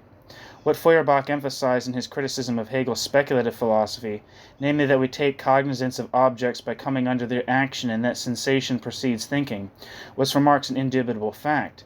Marx went beyond Feuerbach's view by insisting that man is induced to think, quote, chiefly by the sensations he experiences in the process of his acting upon the outer world, end quote. As Plekhanov suggestively reformulated the first thesis on Feuerbach, end quote. Not end quote, sorry, footnote. I don't know why I said end quote, footnote. There's no footnote, it's just Plekhanov, FPM. There's a end footnote. There's a constant action and reaction of the natural and social environment on man and of man on his natural and social environment, both being determined by and determining each other. As Marx put it, quote, circumstances make men as much as men make circumstances, end quote. Footnote. Marx, German ideology. Jean-Paul Sartre, interpreting this and other Marxian pronouncements, writes that according to this principle, the specificity of the human act which transforms the world on the basis of given conditions is man's ability to go beyond this situation and to remake what has been made. Critique de la raison dialectique. I think that's critique of dialectical reason, is what that translates as. End footnote. Since in the course of the struggle for existence, man acts upon the outer world, from which he derives his knowledge of it, Marx's theory of knowledge is closely linked with his views on man's advancement, that is, with his view of history and the history of civilization. In the third thesis on Feuerbach, Marx drew attention to the paradoxical consequences of the idea expounded by Helvetius and Robert Owen, according to which the character of men is entirely determined by circumstances and environment. If this assumption were true, Marx argued, nothing could be changed by free and deliberate action of educators and reformers, for their ideas and conduct would also be strictly determined by the circumstances of their life. Nobody would be able to accomplish any social improvement and change men by education. Everything would occur as it does and could not occur otherwise. On the other hand, if men were not only determined by circumstances, but also circumstances by the action of men, not everything is fixed by natural necessity. The paradox of materialism may be solved and social change rationally explained, provided that human activity is considered as, quote, revolutionary practice, end quote. That is, conceived in terms of the challenges of environment and man's social response. It should be observed that Marxian anthropological realism found no favor with Marx's Hegelizing followers. Engels must have been familiar with Marx's realism, and, as a matter of fact, he seems to refer occasionally to some of its implications. Footnote: Engels, Special Introduction to the English Edition of S.U.S. I guess that's Socialism, Utopian, and Scientific. LF, which I think is Ludwig Feuerbach, and DM, which I assume is Dialectics of Nature. Plekhanov's definition, quote, dialectical materialism is the philosophy of action, end quote, seems to reflect the original Marxian approach to the theory of knowledge. End footnote. But Engels' epistemological observations were more confusing than enlightening. End footnote. But Engels' epistemological observations were more confusing than enlightening. Engels combined some fragments of the Marxian approach with his own theory of knowledge, a variety of representative realism, into an incongruous and incoherent whole. Engels' epistemological views reveal a clear inclination towards naive realism and the conception of perception as images produced entirely by external stimuli. Thus, the importance of what the cognizing subject contributes to what is perceived and thought, emphasized by Marx, is lost in Engels. Lenin moved still further away from the Marxian epistemology than did Engels, for Lenin's copy theory of perception is incompatible with Marx's anthropological realism. Anthropological realism concedes that knowledge of the external world is relative to the mind, and this view, according to Lenin, ultimately entails epistemological idealism, that is, the proposition that the external world is completely dependent upon the mind.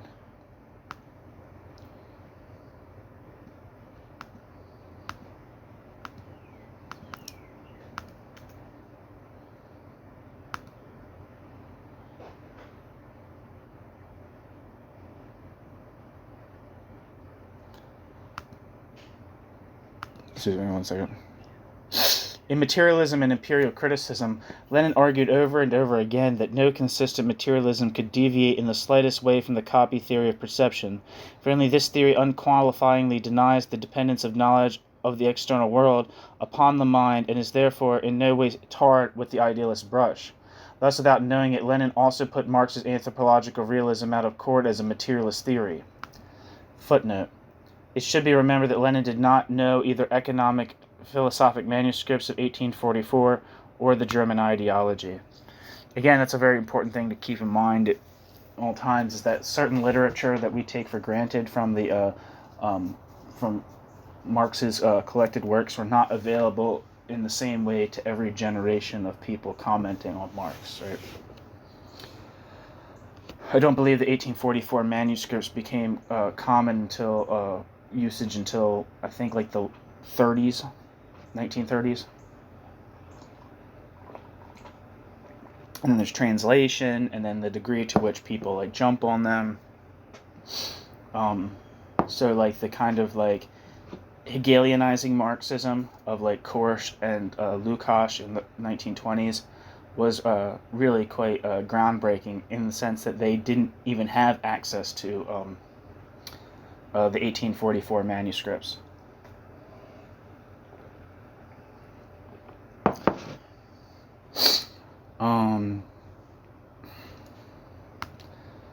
So, yeah, end footnote. Lenin made of Engels a protagonist of the copy theory of perception and established it as an integral part of orthodoxy. Section 4.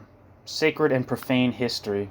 Footnote: the distinction between sacred and profane things in the sociological meaning of these terms is associated with Emile Durkheim. The expressions, quote, sacred and, quote, profane, used in reference to the two types of history differentiated by Marx should not be given the Durkheimian sense, but only that intended and explained by Marx himself. Yeah. Just as a side note, in America, when sociologists discuss sociological theory, when they talk about Emile Durkheim, they say Emile Durkheim. But I was listening to a talk by Marcel Stutzler, who wrote a book on classical sociology, and he kept calling him Durkheim. So I looked it up, like French Google Translate, and I typed in Emile Durkheim in French, and sure enough, it's people in France it's pronounced Durkheim and not Durkheim. So that is a very interesting revelation for myself. Okay, so end footnote. And I'll restate the section name. Section 4, Sacred and Profane History. Some aspects of the Marxian theory of knowledge have reappeared in a developed form in contemporary philosophical trends. Thus, Bertrand Russell suggested that the identification of knowledge at the process of knowledge, in the course of which both subject and object are transformed, may be described as an anticipation of Dewey's instrumentalism. Footnote. Bertrand Russell, Freedom and Organization, page 192, Dewey's New Logic. Dewey repudiated any affinity between Marx and himself by accusing Marx of the one-factor fallacy and the belief that the conditions provided by the environment are supreme. See Freedom and Culture, pages 75 to 76. Precisely in this respect, there is no difference between Marx and Dewey. End footnote.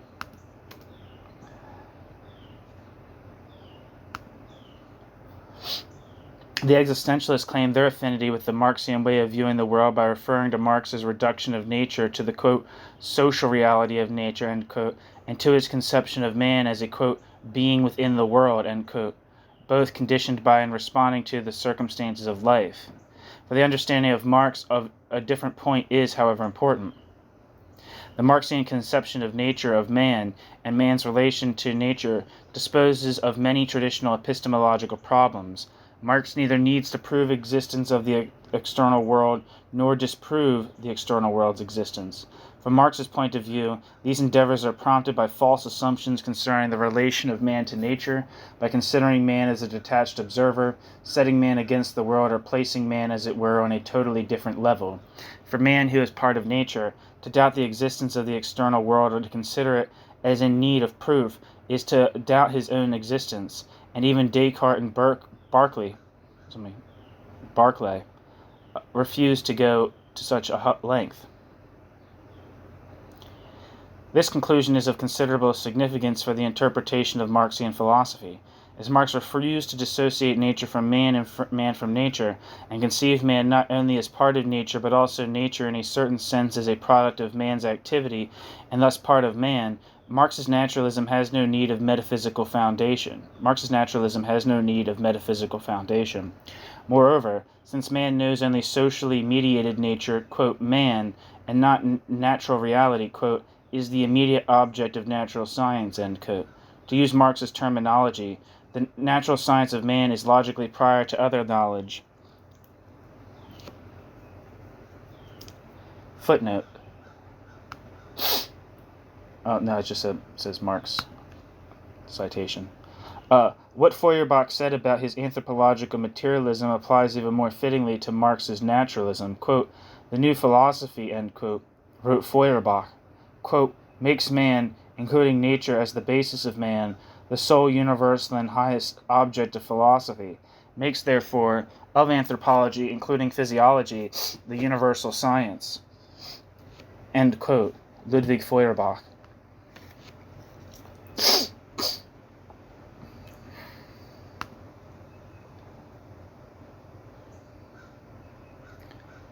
The natural science of man that unveils the genesis and development of human activity end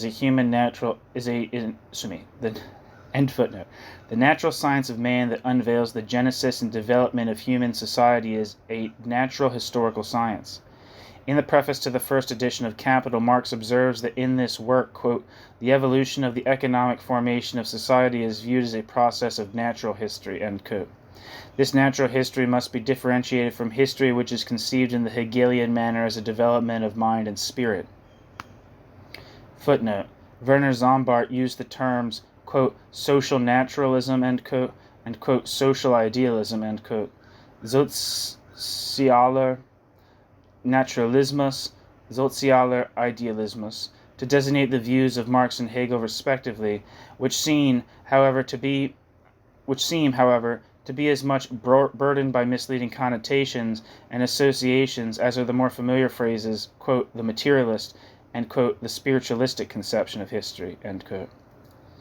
See Werner Sombart, Der proletarische Sozialismus.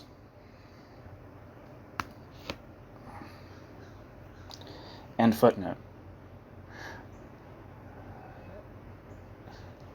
The Hegelian manner, history which is conceived in the Hegelian manner as a development of mind and spirit, takes an abstract definition of man as its starting point, substitutes consciousness for the living individual.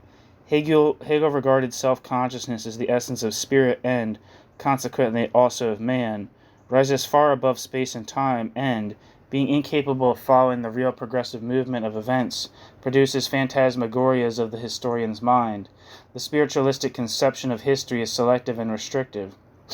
It reduces history, quote, to, quote, main political, literary, and theological acts, end quote. Just as it separates itself from the world and society from nature, it also, quote, separates history from natural science and industry and sees the origin of history not in the coarse material production on the earth, but in vaporous clouds in the heavens, end quote. Marx.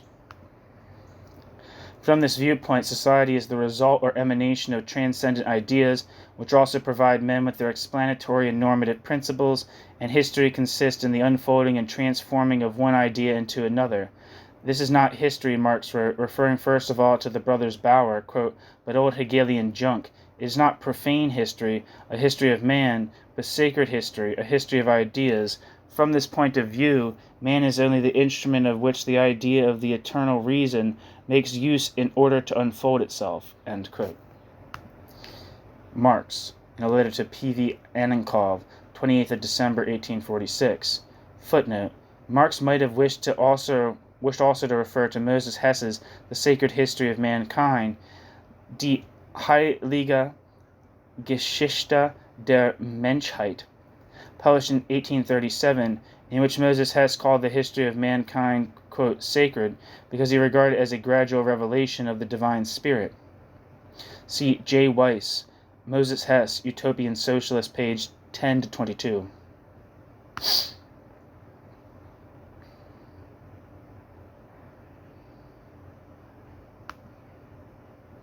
End footnote.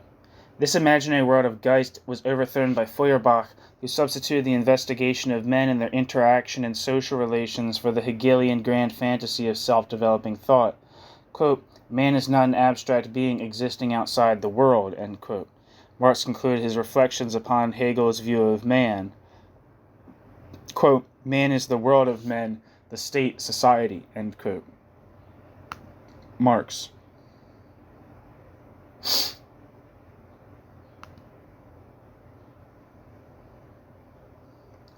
In sacred history, religion makes man. In profane history, man makes religion. In sacred history, social, political, and economic institutions are the manifestation of spirit. In profane history, they are the historical product of human activity and interaction pursued by a whole succession of generations. Being produced by ourselves, these institutions may, however, crystallize into a, quote, objective power above us, end quote, that grows out of control, thwarts our expectations, and brings to naught our calculations. Marx, German Ideology.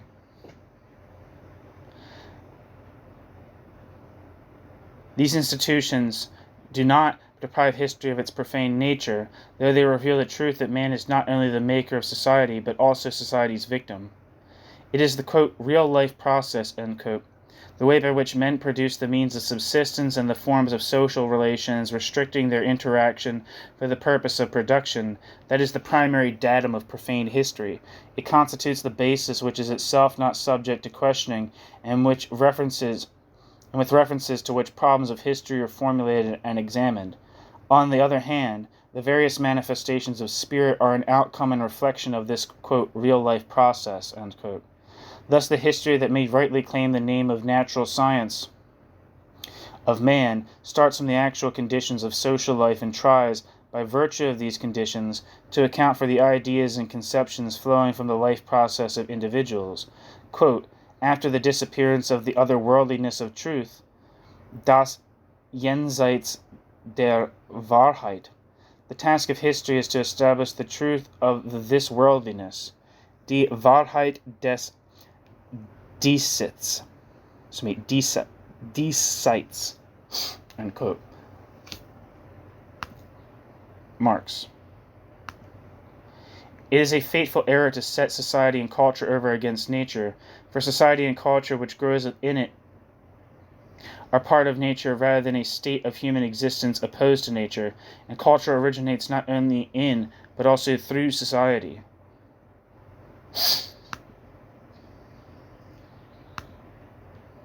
Section 5. The Idealist and Materialist Conception of History. The antithesis of sacred and profane history, of the shadows of reality and of the real life process, of the imaginary man and of real individuals, was defined 15 years later in the familiar terms of the materialist and idealist conception of history. Footnote. The expression, quote, the idealist view of history, end quote, die idealistische Geschichtsanschauung occurs in the German ideology, page 28. But the other, quote, materialist conception of history, end quote, die materialistische Auffassung der Geschichte, was never used by Marx. It was Engels who applied it for the first time in his review of Marx as a contribution to the critique of political economy, published in Das Volk, a German newspaper appearing in London in August 1859. Not in anti-during, as is often said. Quote, historical materialism, end quote, seems to have been used for the first time by Engels in his special introduction to the English edition of Socialism, Utopian and Scientific, 1892.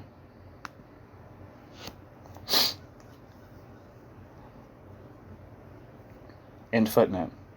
The idealist conception of history, which, as Marx asserted, was common to all historians up to that time, rests on the assumption that history is always under the sway of ideas.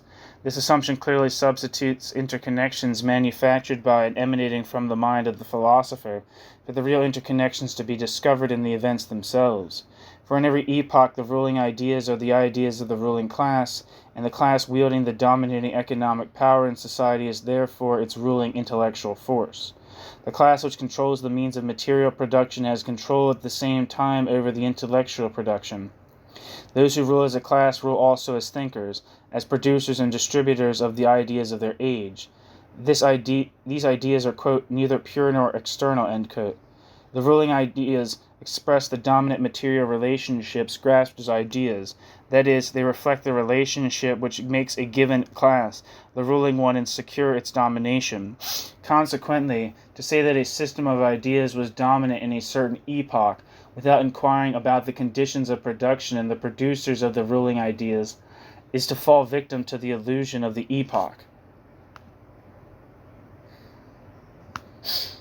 Taking advantage of the fact that the protagonists of history act with deliberation, behave purposefully, and consciously set themselves definite aims, the idealist theories of history explain the sequence of events in terms of human design, divine providence, or an absolute idea. They see in history the political actions of princes and great historical individuals, religious and other conflicts of all sorts, which the idea or truth, or some other abstraction, uses in its striving towards consciousness of itself.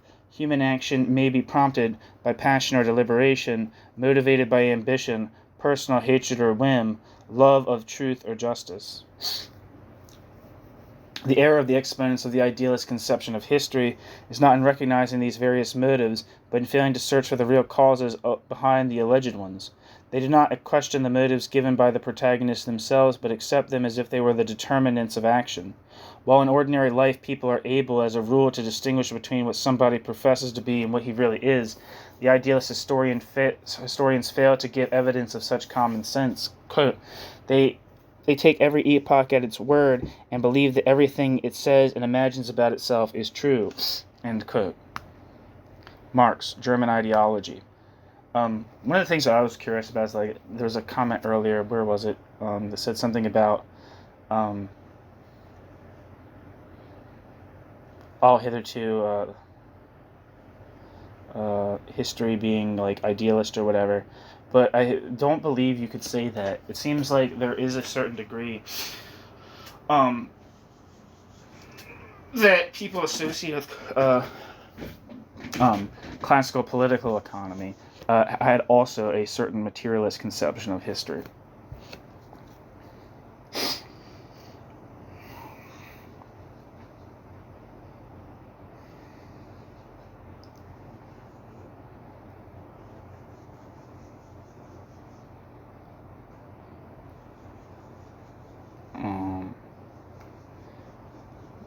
Anyway, that was just a thought I had. The materialist conception of history does not search for the ideas of the epoch, forms of self-consciousness, or motives prompting the actors on the stage of history, but tries to discover what in fact sets men in motion. Its starting point is, quote, real men, and, quote, individuals as they really are, end quote, and, quote, not as they may appear in their own or other people's imagination, end quote. That is, quote, as they produce materially and are active under definite material limits, presuppositions, and conditions independent of their will. End quote. Marx, German ideology.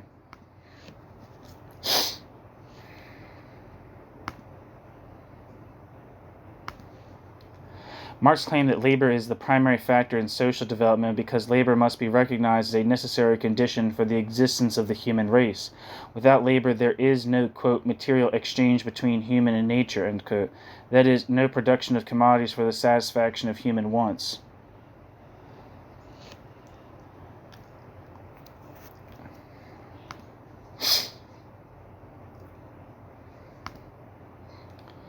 It's important to note here that this uncritical use of the word commodity, not denoting a specific social form, is highly problematic.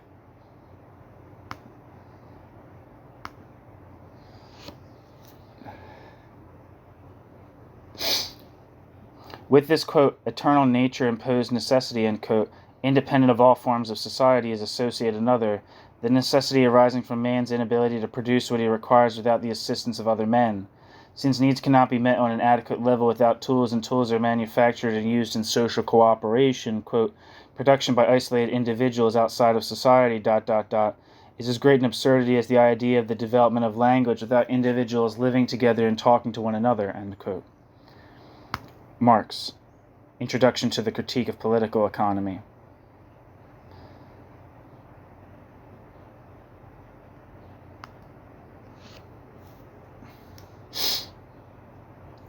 In order to live, men have to enter into relations with their fellow men, and since they can never escape productive labor, they must constantly reproduce these relations.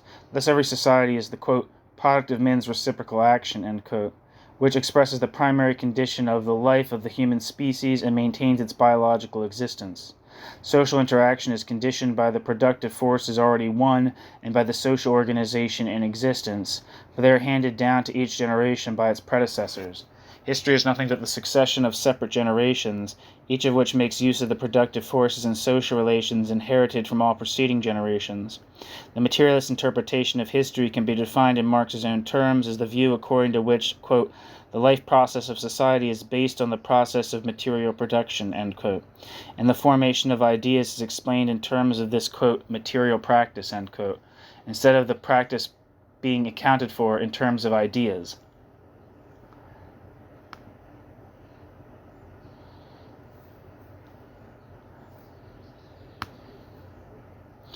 In the preface to A Contribution to the Critique of Political Economy, Marx referred to the doubts as to the justness of Hegel's Rechtsphilosophy, which had assailed him more than 15 years earlier, and which led to his critical studies of the Hegelian philosophy. He recounted that these studies persuaded him that the ideological forms of social life, of state and legal relations in particular, have their roots in the, quote, material conditions of life, end quote, the sum total of which following Hegel, he called, quote, civil society, end quote. Civil society is not an aggregate of human atoms unrelated to each other, as the British economists and utilitarians imagine it to be. Civil society is the state of mutual dependence of all upon each other, or the totality of various social bonds which connect men with one another for the satisfaction of their primary needs, which have to be differentiated from the political constitutions under which they live. Just a side note, it seems like the civil society as a distinct thing from like the state, or like the distinction of state from the rest of society, is a particular characteristic of a capitalist society. But that's just something that other people say, and that I think is interesting and probably correct. The distinction between economy and the state, or economy and society, or society as distinct from the state, is something particular to a society which sets the market free in some sense. Where am I?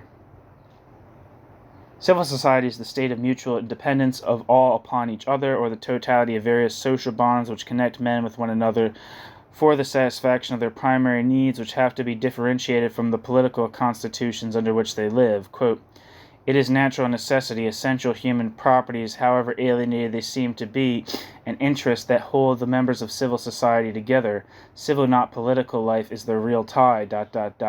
Only political superstition today imagines that social life must be held together by the state, whereas in reality the state is held together by civil life." End quote. Marx. The conclusion concerning the relation of the forms of state and legal system to civil society produced in turn the conjecture that, quote, "the anatomy of civil society is to be sought in political economy," end quote, or, as the French historians of the Restoration put it, in the state of property. Thus, while civil society, which is reflected in the juridical superstructure of property relations, or, more plainly, the laws of property in force, constitutes the basic foundation of the entire social order, civil society results from and rises over the economy and the way society produces its means of subsistence. The particular form that civil society assumes is determined by the mode of production, the mode of production being the combination of the existing productive forces together with the knowledge and skills necessary for their operations.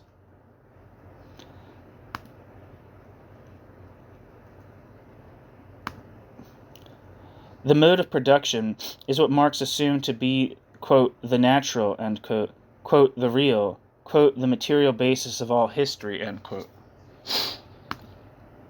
Footnote: the expression, quote, "realer Grund," the expressions, quote, "realer Grund," quote, "werkliche Basis," or, quote, "realer Boden," occur frequently in the writings of the young Marx to designate what later has become known as the, quote, "economic base," or, quote, "basis." Engels took it over from Marx and used it synonymously with, quote, "the economic structure," end quote, quote, "the material foundation," and similar expressions. End footnote.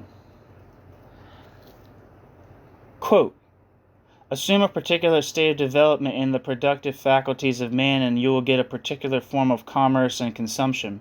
Assume a particular stage of development in production, commerce, and consumption and you will have a corresponding social structure, a corresponding organization of the family, of orders or of classes, in a word, a corresponding civil society. Assume a particular civil society and you will get particular political conditions, which are only the official expression of civil society," end quote. Marx's letter to P.V. Annenkov, 28th of December 1846. End footnote. While men establish their social relations in conformity with their material production, they produce ideas, principles, and categories in conformity with their social relations. To the continual movement of growth in the productive forces, there corresponds the transformation of social relations and the formation of new ideas. Starting with the material basis, the materialist conception of history tries to show how civil society determines the forms of political power morality, religion, metaphysics, and all the rest of ideology, together with their corresponding forms of the social consciousness." End quote. Again, this might be taking the concept of civil society as a transhistorical given, and not as a particular division, characteristic, a particular sphere of social life in a specifically capitalist society. But maybe I'm wrong. In general, the materialist conception of history reveals how men, in developing their material production and the relations of production, alter their ways of thinking and ideas along with their material existence. Man's nature is the result of his own labor, and man is what his activity makes him to be. Quote, "Life is not determined by consciousness, but consciousness by life. Nicht das Bewusstsein bestimmt das Leben, sondern das Leben bestimmt das Bewusstsein." End quote. Marx.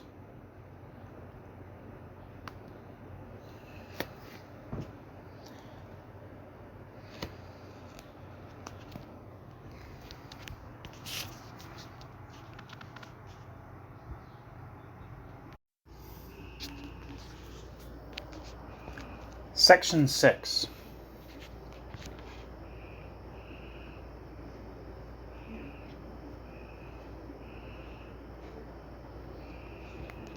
The social origin of man's distinctive characteristics. Sorry, I was looking at my phone. I was scared that didn't press record. That's what that large yawning gap was. In the first of his theses on Feuerbach, Marx recognized that the fact that the conceptual framework of, quote, all hitherto existing materialism, end quote, including Feuerbach's anthropological materialism, was inadequate to the complexity and variety of man's actual life experience and left some of its essential aspects untouched. This was partly due to the failure to observe that there is no knowledge without activity, no apprehension of environment without environment's alteration, no perception without action in relation to the object perceived. What was neglected by, quote, contemplative materialism, end quote, was developed by idealism, by which Marx meant, above all, Hegel's philosophy of the spirit. Unlike Engels, who seems to have attached the greatest significance to Hegel's Naturphilosophie and philosophy of history, Marx emphasized above all the importance of Hegel's investigations on the phenomenology of mind, that is, his study of consciousness. Quote, "It goes without saying," end quote, wrote Marx in The Holy Family, quote, "that Hegel's phenomenology, in spite of its speculative original sin, gives in many instances the elements of a true description of human relations," end quote. Marx could not have had in mind Hegel's central conception of transcendental idealism, the idea that a universal mind or consciousness determines all being, including the mind of the individual man. Neither could he have been thinking of Hegel's assertion that the world is established by the cognitive activity of universal consciousness, this assumption being an important step towards the reduction of external reality to mind and of nature to spirit. Marx must have had in mind Hegel's conception of man's active and creative role in knowing and shaping the world of experience. While Hegel was entirely wrong in conceiving of human thought and activity as a manifestation of the world spirit, the Hegelian conception of cognition, expressed in sensationalist and naturalistic terms, corrected the errors and eliminated the defects of the traditional materialist world outlook. Interpreted naturalistically, the phenomenology of mind was to be read as an account of the evolutionary development of human nature. The creative spontaneity of the individual, which Hegel took for granted as a primary characteristic of spirit, became in the Marxian system a capacity acquired by individuals in society and by social intercourse with other men. Man develops his potentialities and extends his life knowledge in the process of transforming nature. He unfolds his powers in an evolutionary process of self-genesis through labor, that is, in the course of acting upon and responding to an environment in which he seeks the satisfaction of his needs.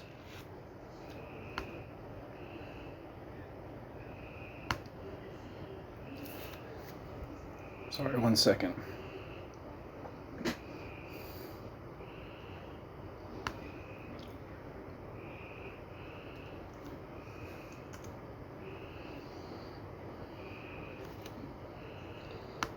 Sorry, 1 second.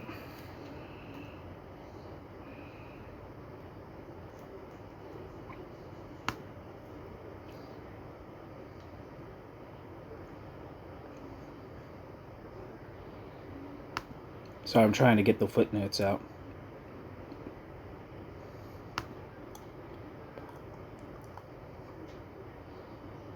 Where am I?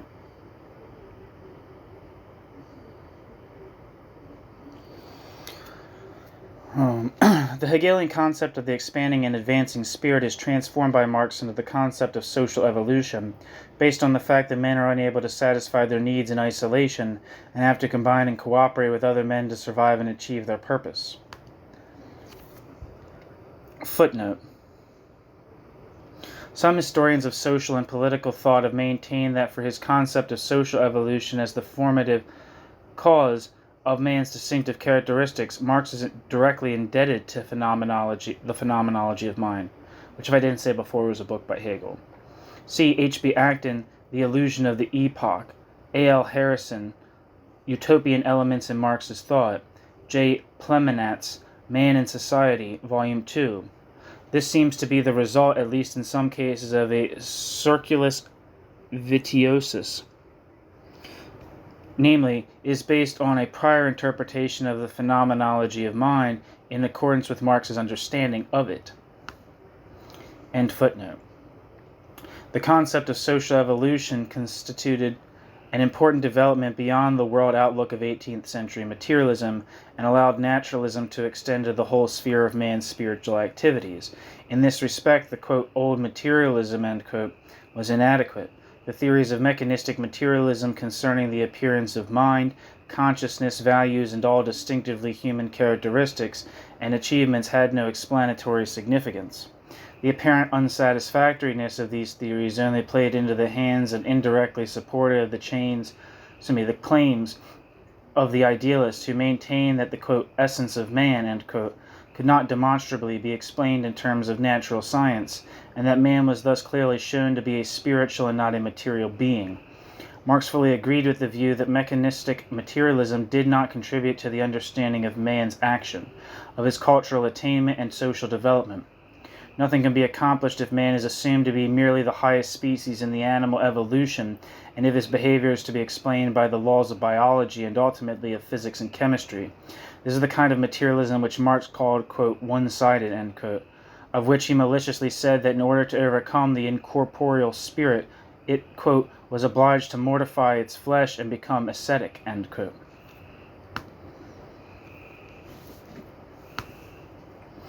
The failure of mechanistic materialism was due to the fact that from its point of view the world was an external object to be observed and described, but men are not primarily observers. Men must be in a position to live in order to be able to search for knowledge, and in order to live they have to act to satisfy their primary needs. Marx, German Ideology. Human nature has to conform to biological determination. There are certain sequences of activities determined by human physiology and the physical characteristics of environment, which constitute the ultimate basis of all human motivation, and which are indispensable for the survival of the individual and the species. Since they are incorporated in each system of organized behavior, their vital importance was overlooked by most philosophers. It is in his active life, above all, that man comes into contact with the external world, that is, with the natural and social environment into which he is born. The environment acts upon him through his sense organs and is acted upon and changed by his exertions.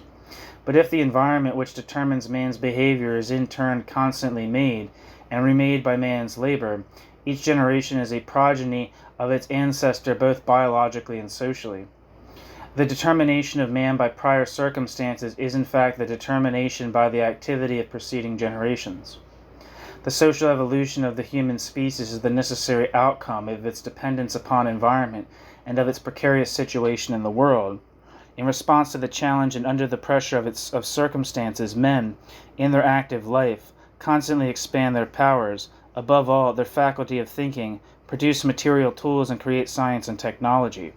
This activity influences their thought, as Engels observed, quote, "In the measure that man has learned to change nature, his intelligence has increased," end quote.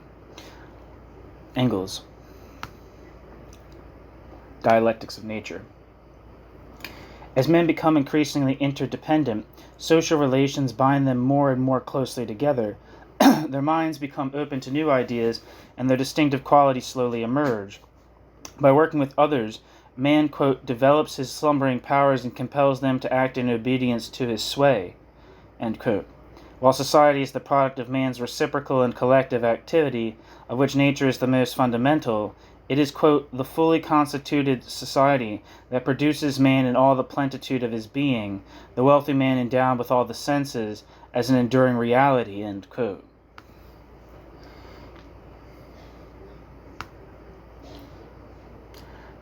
Marx.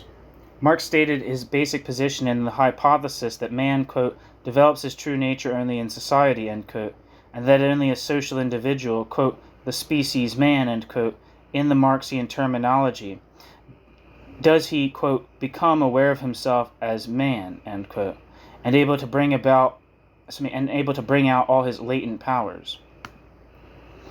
Footnote.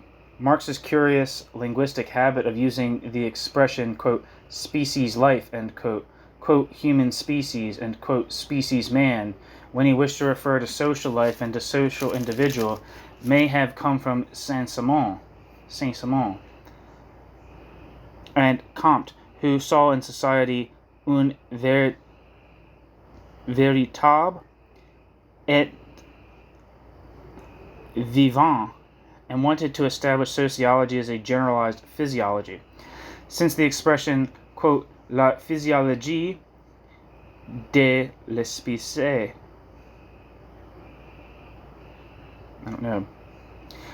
or l'espèce, was originally used to denote sociology, the term l'espèce humaine acquired a sociological meaning. In Coeur, Comte used the expression l'espèce and la société synonymously. End footnote.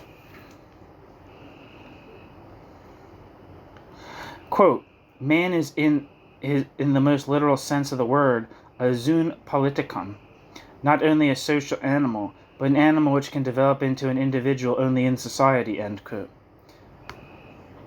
Marx, Introduction to the Critique of Political Economy. It is in community with others that men acquire the means of cultivating their gifts in all directions and of becoming ultimately free individuals. This was in fact the position already reached by Feuerbach, but with an important distinction. Feuerbach showed his superiority over the materialists who had preceded him in realizing that man is an irreducible natural entity, that his powers are products of human society, and that only, quote, "community constitutes humanity," end quote. Feuerbach failed, however, to make the decisive step and to draw the important conclusion from his premise, which Marx then did. Feuerbach, Marx pointed out repeatedly, remained in the realm of theory and did not consider men in their actual conditions of social life, for he would then have realized that these conditions not only produce the abstraction man, but also make real and active men what real and active men are, some healthy and strong, others overworked and consumptive wretches. Schwindsüchtiger Hungerleider, thus separating them into distinct stratified classes.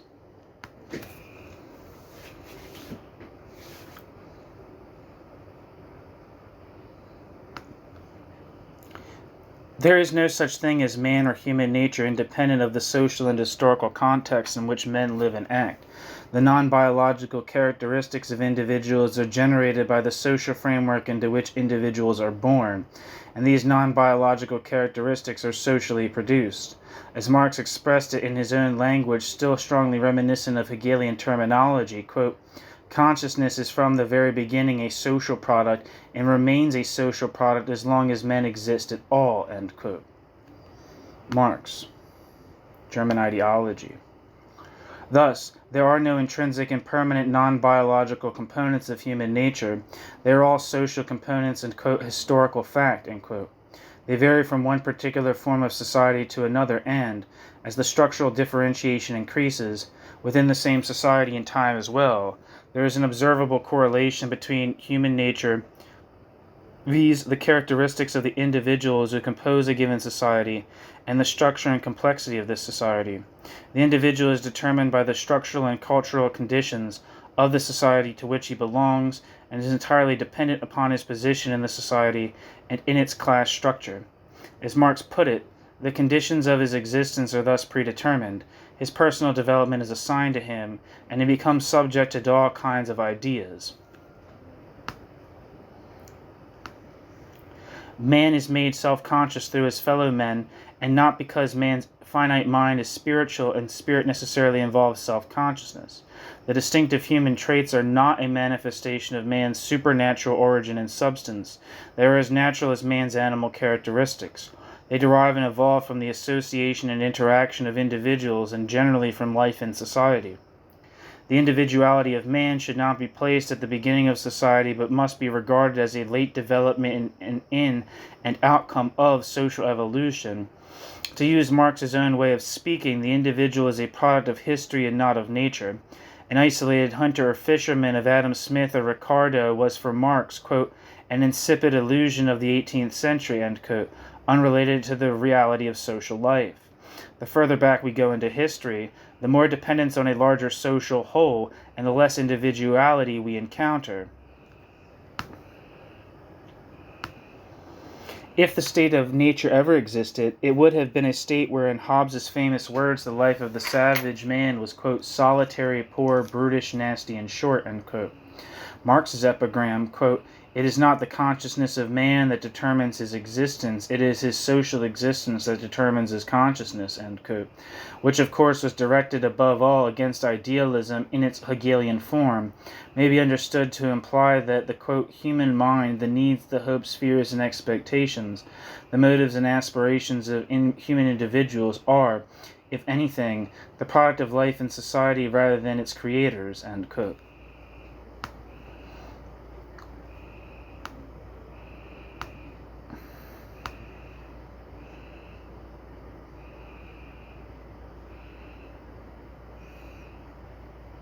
Man is transformed from a pure creature of nature into a social being because he must work.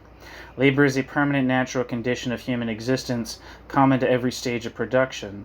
But, quote, "productive life is the life of the species," end quote. That is, production of the means of subsistence is always a collective social activity. As Marx wrote elsewhere, quote, "In production men not only act on nature but also on one another. They produce only by cooperating in a certain way and mutually exchanging their activities," end quote. Marx. The individual's capacities increase through the division of labor and the ensuing structural differentiation of society. Quote, "The entire so-called history of the world," end quote, Marx wrote in 1844, quote, "is nothing but the beginning of man through human labor," end quote. Marx.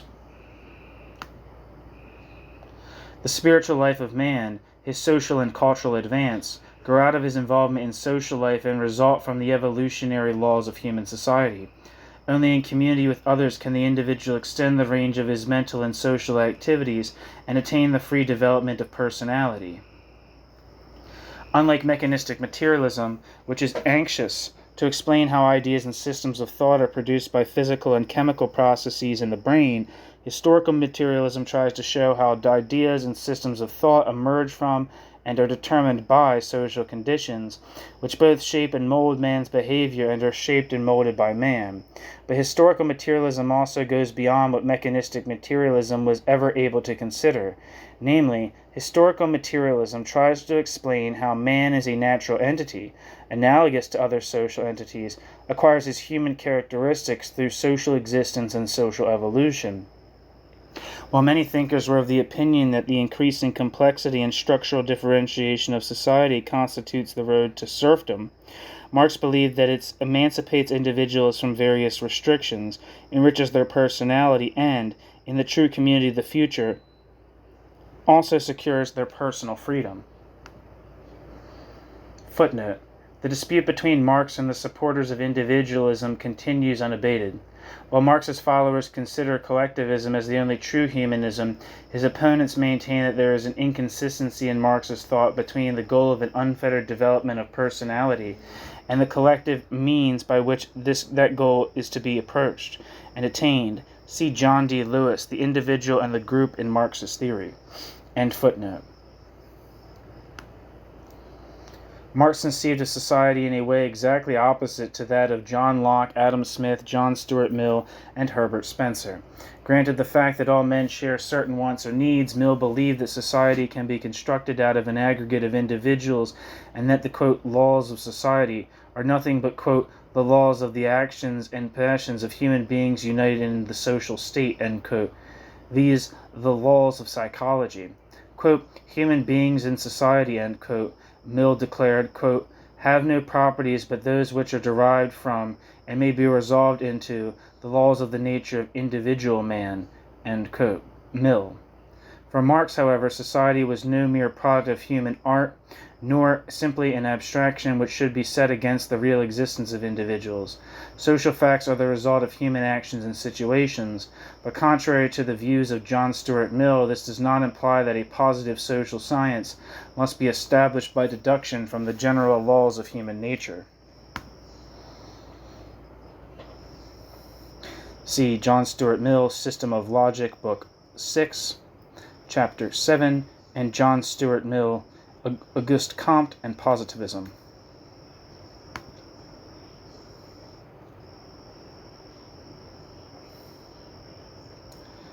In the opinion of Marx, it is an error to assume that the primary psychological constitution of the individual can be distinguished from his socially acquired characteristics, and that his socially acquired characteristics, being a product of social existence, are in a sense artificial and secondary, since they are derivable from the former. The differentiation between what man owes to society and to his primary true and unchanging nature can be disregarded as a pseudo-problem or a mere figment of speculation. The, quote, normal man, end quote, ever the same in each historical epoch, who provided Jeremy Bentham with his yardstick of utility in the past, present, and future, existed only in Bentham's own mind. With an incomparable naivete, Bentham took the English shopkeeper for his model and regarded what was useful to this queer normal man and to his world as absolutely useful.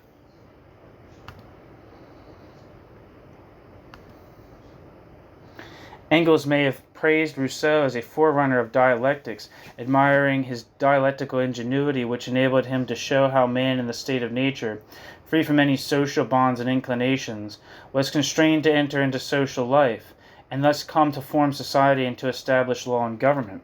But Marx ignored Rousseau's dialectics as spurious, firmly holding to the view that men have always lived in society and believing that the individual is a, quote, social being, end quote, or, quote, an ensemble of the social relations, end quote.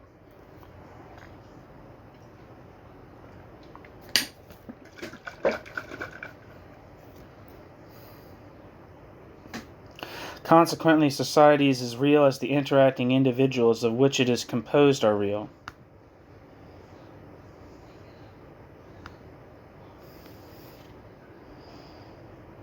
The social laws are not an artificial human product established by convention or imposed by the will of a powerful lawgiver who can change or discard them as he thinks fit. Quote, Marx considers social evolution to be a natural process governed by laws which do not depend upon the will consciousness, or the intention of men, end quote, wrote the Russian reviewer of Capital, who Marx praised for the accuracy of his evaluation in the preface to the second edition of his work.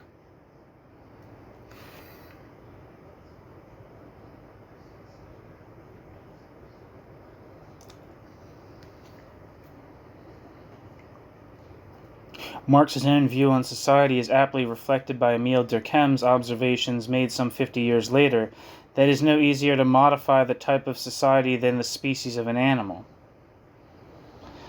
The more man emancipates himself from the original dependence on nature by social cooperation and becomes an individual by social action, the more he falls under the influence of his social environment, and more specifically of the mode of existence of his society. It does not follow from the fact that, quote, society is the product of men's reciprocal action, end quote, that society is governed by laws that are made arbitrarily or are deducible from unchangeable human nature, and applicable to the behavior of individual men always and everywhere. Since social life results from, or is based upon, human interaction, the study of the behavior of individual men, taken separately of their motives and aspirations, hopes and expectations, is irrelevant to social investigations. Society is not an aggregate of individuals, but a totality of interacting individuals. Therefore, society changes and develops according to its own laws, which are not psychological, but specifically social laws. They help towards understanding social phenomena and the social behavior of individuals. As Marx put it, just as society is produced by men, so society itself produces man as man. Footnote: Marx rejected, therefore, the view of the 18th century materialist and the 19th century utopian socialist, who believed that all man's sufferings are the results of his ignorance and poverty, and then once these are abolished, man is bound to attain happiness.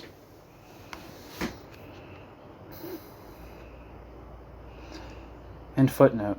Having included man within nature and recognized all human experience and activity as processes of interaction between different parts of nature, and thus as natural events, Marx, like Hegel, considered all experiences and activities of man amenable to a single method.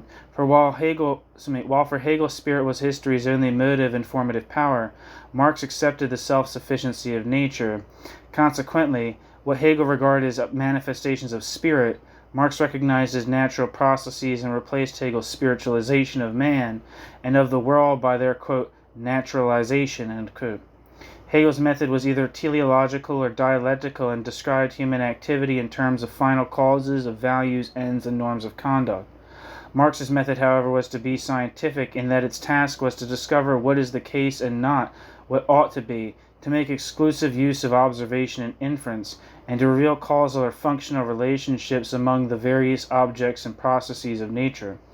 Apart from its formal advantages, the universality of scientific method reflected Marx's assumption that neither the external world nor society nor man can be conceived of and explained separately, but only in their interaction, as they determine each other and change through reciprocal impact and natural influences.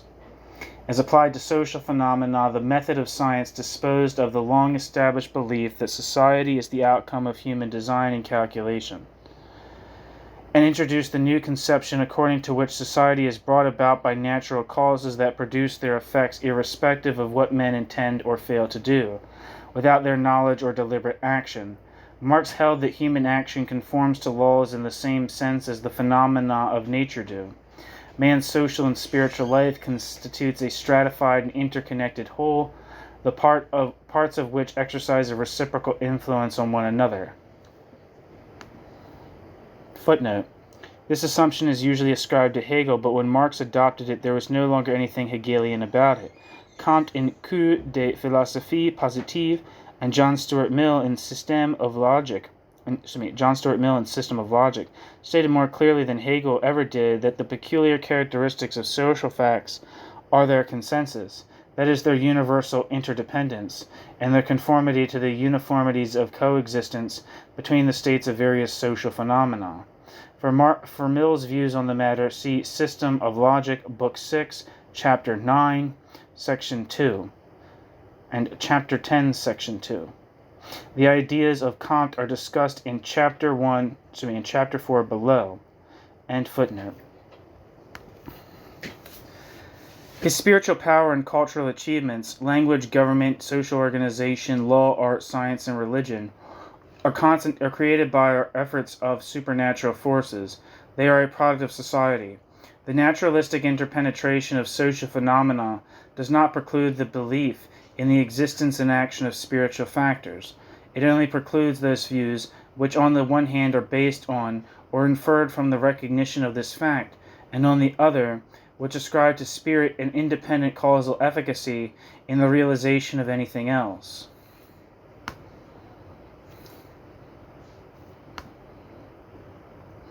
That human nature and all of its manifestations should be explained on the basis of social life, conceived as an ever-changing network of interacting individuals who produce together what transcends the powers of each of them, acting separately, was a principle bound to affect deeply the whole, quote, science of man, end quote. Durkheim observed that nothing has so retarded the establishment of social science as what Comte described as the belief in the unrestricted and creative power of legislators over civilization, la puissance indéfinie et créatrice des législateurs sur la civilisation.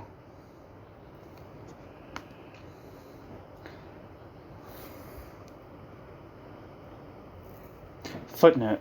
Lenin rightly pointed out that Marx put an end to the view that society is unrestrictively modifiable and thus, quote, at the will of the authorities, end quote. But he did not realize that Marx was neither the first nor the only one to establish this important premise.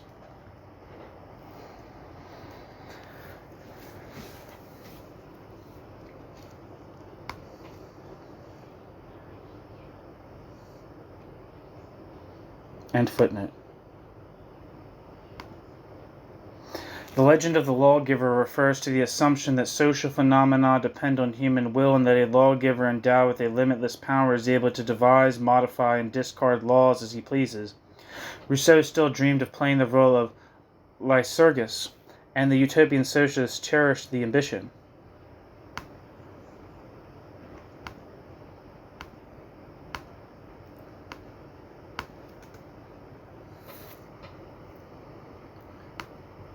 According to Wikipedia, Lycurgus was the legendary lawgiver of Sparta credited with the formation of its eunomia, quote, good order, involving political, economic, and social reforms to produce a military-oriented Spartan society in accordance with the Delphic oracle.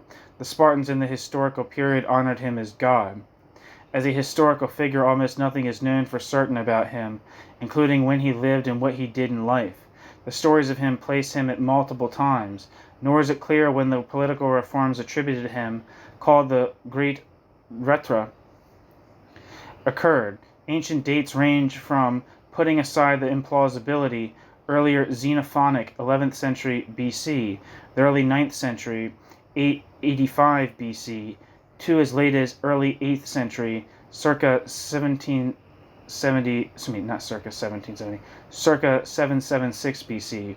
There remains no consensus as to wherein he lived. Some modern scholars deny that he existed at all. The reforms at various times attributed to him touch all aspects of Spartan society. They included the creation of the Spartan constitution and most traditions after the dual monarchy, the imposition of the Spartan mess halls called systitia, the redistribution of land to each citizen by head, Spartan austerity and frugality, and Sparta's unique wedding and funerary customs. None of these reforms can be correctly attributed to Lycurgus. Most of the reforms likely date to the late 6th century BC, shortly before 500 BC, post-dated his supposed life by centuries. Some of the reforms, such as the redistribution of land, are fictitious. The extent of the Lycurgian myth emerges from Sparta's self-justification, seeking to endow its customs with timeless and divinely sanctioned antiquity. That antiquity was also malleable, reinvented at various times to justify the new as a return to Lycurgus's ideal society. His land reforms, for example, are attested only after the reformist Spartan monarchs, Agis IV and Cleomenes III, who sought to redistribute Sparta's land. The reforms attributed to Lycurgus, however, have been praised by ancients and moderns alike, seeing at various times different morals projected on a figure of which so little concrete can be known. So that's who Lycurgus is. Let me get back to the sentence that it was from. The legend of the lawgiver refers to the assumption that social phenomena depend on human will, and that a lawgiver endowed with a limitless power is able to devise, modify, and discard laws as he pleases. Rousseau still dreamed of playing the role of Lycurgus, and the utopian socialists cherished the same ambition. If this assumption were true, everything in human societies would be utterly fortuitous, and if any determinate order in them were found, it would be a matter of pure accident. Durkheim maintained that for the establishment of social science, two premises were necessary. First, societies must be assumed to have a certain structure of their own which results from the nature, arrangement, and connection of the elements composing them, and which governs the coexistence and succession of social phenomena. Second, social science would not have any definite subject matter to explore unless it is clearly realized that social phenomena of different categories are interrelated and constitute parts of a whole. From this point of view, Montesquieu, Comte, and Marx have paved the way for sociology and may be regarded as its founders. Comte himself paid high tribute to Montesquieu, who he claimed rose above the metaphysical mode of thinking of his contemporaries, including Rousseau, regarded social phenomena, quote, as no less subject than all other phenomena to invariable laws, end quote, and tried to establish politics, la politique, as a science about facts and not about dogmas.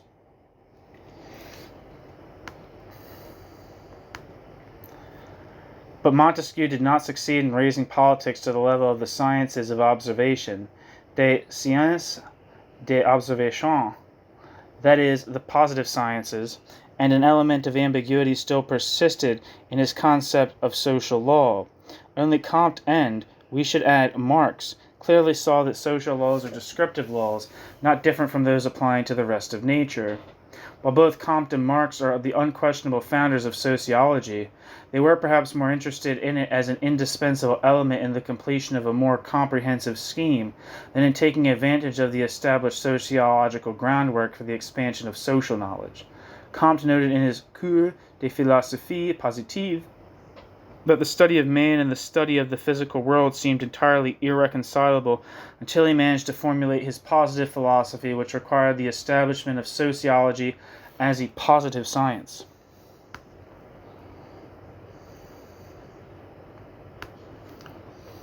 In the case of Marx, too, it was the establishment of sociology, the, quote, new natural science of man, end quote, that enabled Marx to go beyond Feuerbach's anthropological materialism, to remove or to reduce the chasm dividing the world of nature and the world of spirit, and to comprise all the natural and historical phenomena in one coherent and organized system. Sociology provided a fulcrum and a leverage by means of which Marx could extend the principle of naturalism, to apply it uniformly to the whole range of man's life experience, and to reveal the unity of knowledge. The idea that man acquires his distinctive characteristics by participating in social life turned out to be extremely fruitful and provided sociology with one of its lines of development. It established the philosophy of social realism in sociology and inspired the sociological conception of personality, which conceives personality as the point of intersection of innumerable social influences derived from participation in group activities.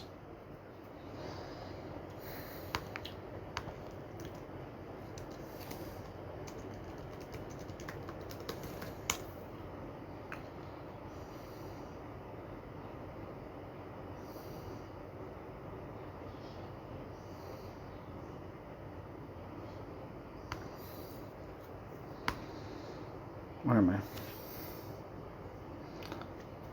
Quote, the group with which the individual is affiliated, end quote, Georg Simmel wrote, quote, constitutes a system of coordinates, as it were, such that each new group with which he becomes affiliated circumscribes him more exactly and more unambiguously, end quote. Georg Simmel, The Web of Group Affiliations, end footnote. On this assumption, all culture-producing activities of man arise from and are interwoven with his social existence and activity. The number and variety of social groups to which the individual belongs becomes one of the earmarks of culture.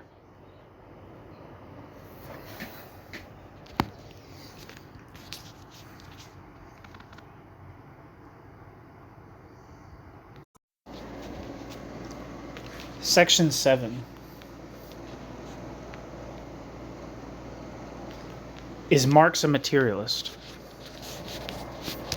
Marx was fully justified in saying that his, quote, new materialism, end quote, was essentially different from the old, viz. From the French materialism of the 18th century, Feuerbach's anthropological materialism, or the natural scientific materialism of Marx's contemporaries. Plekhanov rightfully observed that when Marx ceased being a follower of Feuerbach, he did not cease sharing many of his philosophical views. But while Marx retained some assumptions of Feuerbach's anthropological materialism or naturalism, he also extended it to include both the physical universe and the entirety of the human world. Based as it is on a sociological foundation, the Marxian view of the relation of man to the physical universe goes beyond Feuerbach's naturalism. As far as the natural scientific materialism of his contemporaries was concerned, Marx felt only scorn for it. The realization that we are both mind and body, spirit and flesh, is a basic assumption of Marxian naturalism. While Marx did not differ from the materialists in their belief that body is more fundamental than mind, he also clearly put the spirit high above the flesh. Marx cherished the spiritual aspirations in the spiritual world of man as much as the most determined idealist, and showed little appreciation for the material in the everyday use of the term. Although he was close to materialists, Marx was also emphatic about the worth of man's spiritual life, that he was rightly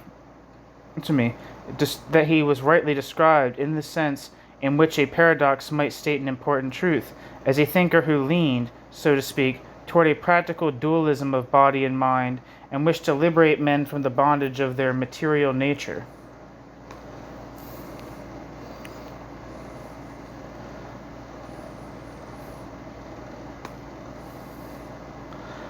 At the turn of the century, the objection against describing the Marxian conception of history as historical materialism was widely voiced by numerous writers, including Engels himself.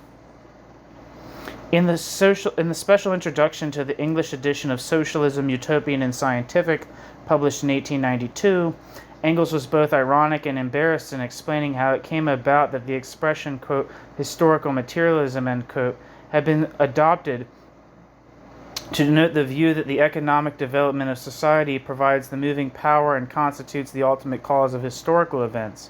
He indicated that the term might be inappropriate, but it was the best he could think of.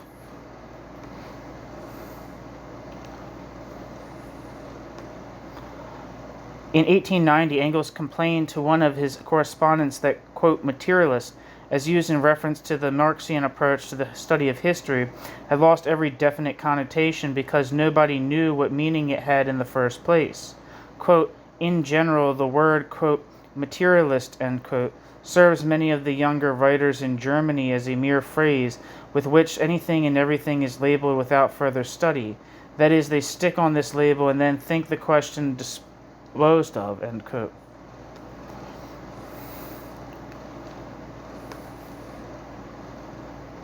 After Engels, Edward Bernstein was the first to say the designation, quote, the materialist conception of history, end quote, does not completely fit the thing, end quote.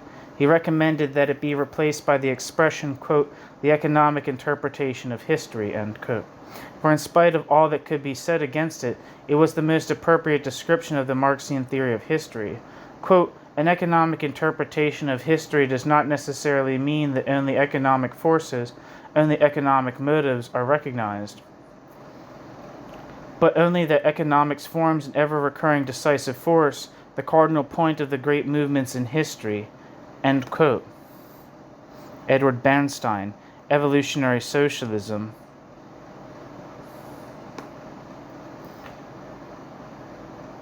After, where am I? Heinrich Kanov agreed with Bernstein as to the appropriateness of the name, quote, the economic interpretation of history, end quote, which he thought was more suitable than the traditional one, quote, the materialist conception, end quote. Heinrich Kanov, Die Marxische Gesellschafts- und Staatstheorie. The same terminological preference was voiced by Werner Sombart, Deutscher Sozialismus, page 94, and H.B. Acton, The Illusion of the Epoch. End footnote. Plekhanov and Lenin wrote hundreds of pages of polemics against N.K. Mikhailovsky, a prominent Russian critic of Marx in the fourth quarter of the last century, in which they were greatly concerned with the question in what sense the Marxian view of history could justly be classified as materialism. While for Lenin, capital provides a, quote, model of scientific materialist analysis, end quote, and both the poverty of philosophy and the Communist Manifesto were clearly, quote, based on the principles of materialism, end quote, Mikhailovsky suggested that the Marxian conception of history was only an economic materialism.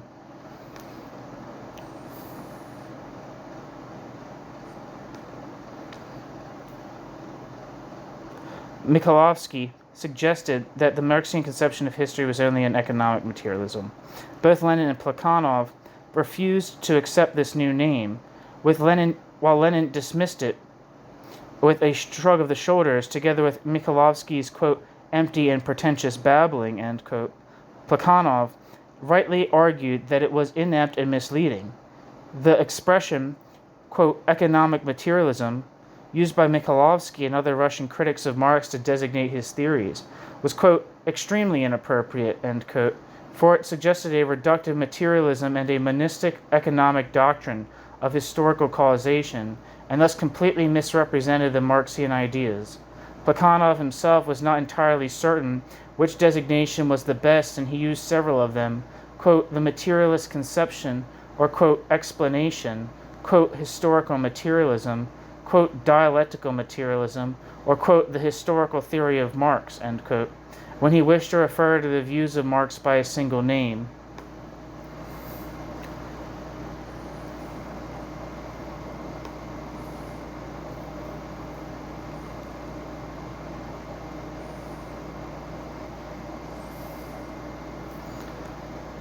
Footnote.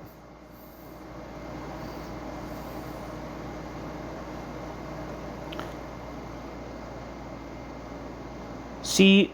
G. Gurevich, La vocation actuelle de la sociologie, Book 2, where similar objections against the term, quote, economic materialism, end quote, are voiced.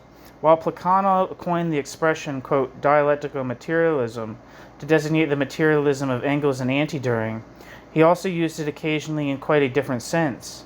Thus he described the Holy Family as, quote, the new dialectical materialism's first encounter with idealist philosophy, end quote, because in this book Marx showed that human reason, far from being the demiurge of history, is itself the product of history.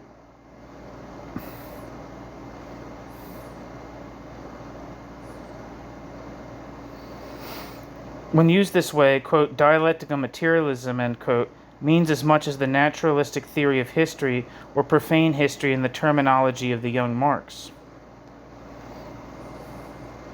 End footnote. A considerable number of writers objected less to the use of this or that qualifying term in the expression, quote, historical materialism,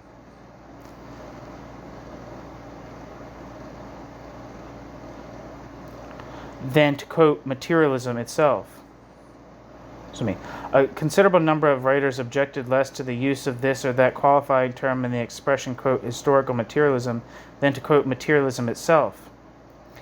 Antonio Labriola, Benedetto Croce, Edwin R. A. Seligman, Edward Bernstein, Max Adler, Karl Forländer, and Bertrand Russell deplored the use of the term, quote, materialism to denote the Marxian theory and suggested the expression, quote, the realistic view of history, end quote, as its alternative and more appropriate name.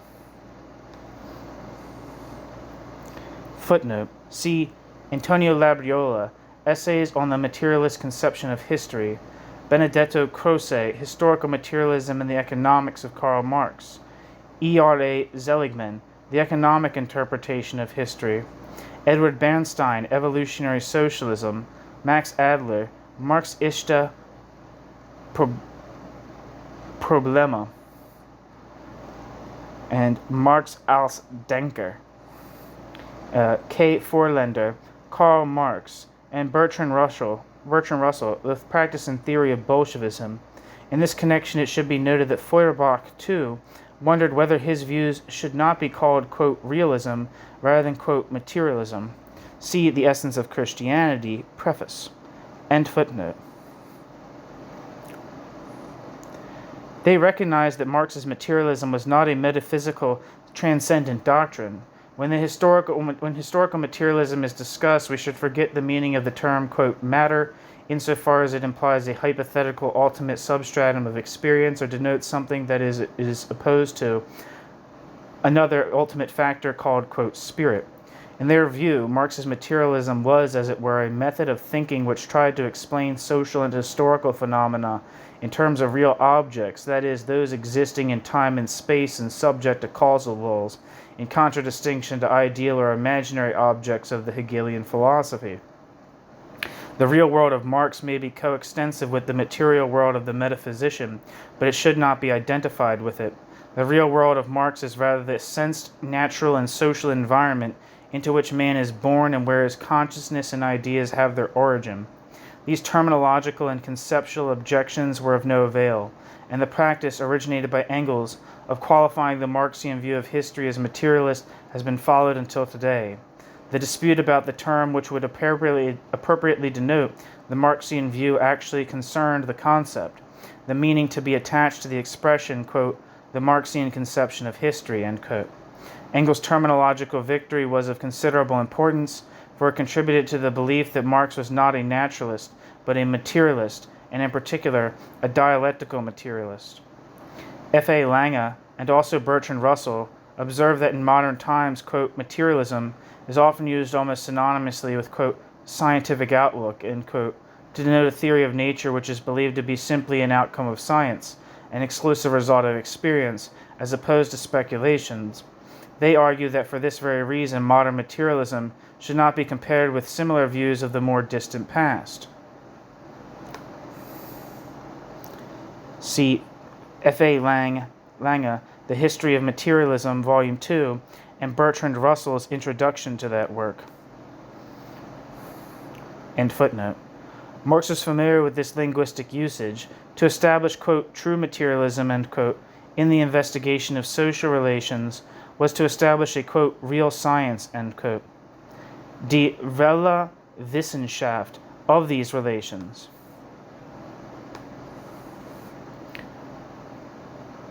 The method that starts with the actual relations of life and the explanations of historical events, Marx wrote, quote, is the only materialistic and therefore the only scientific one, end quote. Marx. Capital. Materialism, which is supposed to be just the sum total of views about the world established by scientific method, was called, quote, natural scientific materialism, end quote, by Engels, and, quote, spontaneous materialism, end quote, by Lenin.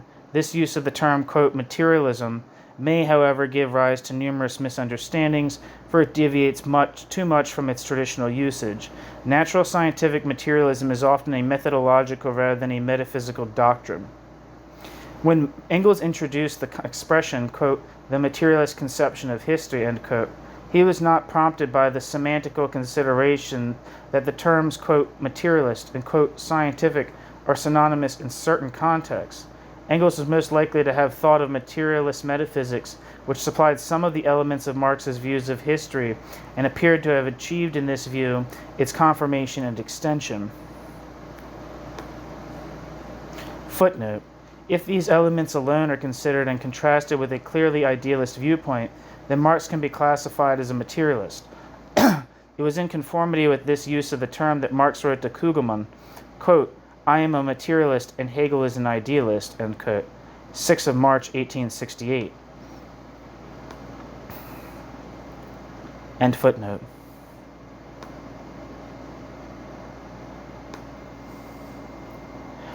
Engels seemed to have been unaware of the fact that the connection between materialist metaphysics and Marx's view of history is extrinsic and not intrinsic, of historical and not of logical nature. To call Marx's conception of history, quote, materialist, did not indicate its own distinctive characteristics, but only the philosophical tradition to which it belonged, and was thus, to use Croce's expression, merely a way of speaking. To justify this assertion, the concept of primary historical factors must first be introduced. When we analyze a sequence of historical events, we distinguish a number of causes or causal factors, such as geographical conditions, economic organization, political and religious institutions, the character of leaders, or the psychology of the people, which in some combination are supposed to be responsible for producing a given sequence. These factors may be evaluated as to their degree of importance and considered to be causally dependent on, or interacting with, each other. A factor is primary if it accounts for the occurrence of other factors. That is, strictly speaking, if it is their sufficient and necessary condition. A factor is relatively primary if it is primary with respect to some factors and not to others. Otherwise, it is an absolutely primary factor. An absolutely primary factor would be the unique cause of any historical event and, thus, the unique cause of the historical process as a whole, which the traditional philosophies of history try to discover. A theory of history is materialistic if that theory identifies the absolutely primary factor of history with some extraneous physical factor, that is, with some observable characteristics of physical environment. Such are, for instance, the geographical interpretation of history, first formulated by Montesquieu and expanded by Buckle and Taine, Marx's contemporaries, or the biological and racial theories put forward in the wake of the Darwinian Revolution. These theories are reductive, for they reduce all variations and changes in society to the ultimate action of the physical world. They are reductive also in the sense that they presuppose mechanistic materialism. This particular kind of materialism was based on the assumption that man is nothing but a mechanism, and that his behavior is ultimately subject to laws of physics and chemistry. As applied to social phenomena, reductive materialism is based on the assumption that every sociological statement is logically reducible to a conjunction of psychological statements, which themselves are logically reducible to statements about physiological or chemico-physical states of the human organism. There can be no doubt that Marx repudiated mechanistic materialism. This assertion is not only justified by Engels' consistent criticism of mechanistic materialism, but also by what Marx himself said in The Holy Family about the philosophical sources of socialism and communism. These sources were not to be sought in the materialistic trend which culminated in the materialism of the French physicians and the discovery of l'homme machine, but in the materialism of the French supporters of Locke, who were trying to overcome the dualism of man and nature by a naturalistic approach to the relation of man to his physical and social environment. Reductive mechanistic materialism is incompatible with Marx's conception of man as being both determined by and responding to the circumstances, including the physical factors of his environment, which he molds and transforms by his actions. Singular. Marx also repudiated the materialist theories of history, which reduced primary historical factors to some physical characteristics of man's natural environment. This can be seen from his discussion in Capital of the role to be assigned to geographical conditions, such as the fertility of the soil and the bounty of nature in general. Marx's conclusion to this discussion was that natural conditions set limits to, but do not strictly determine, the human or social response. Moreover, in proportion as industry advances, these natural limits recede. More generally, in the course of historical development, the significance of social bonds takes increasing precedence over dependence upon nature. Nature, Marx maintained, does not impose upon man any necessity to improve himself and his conditions.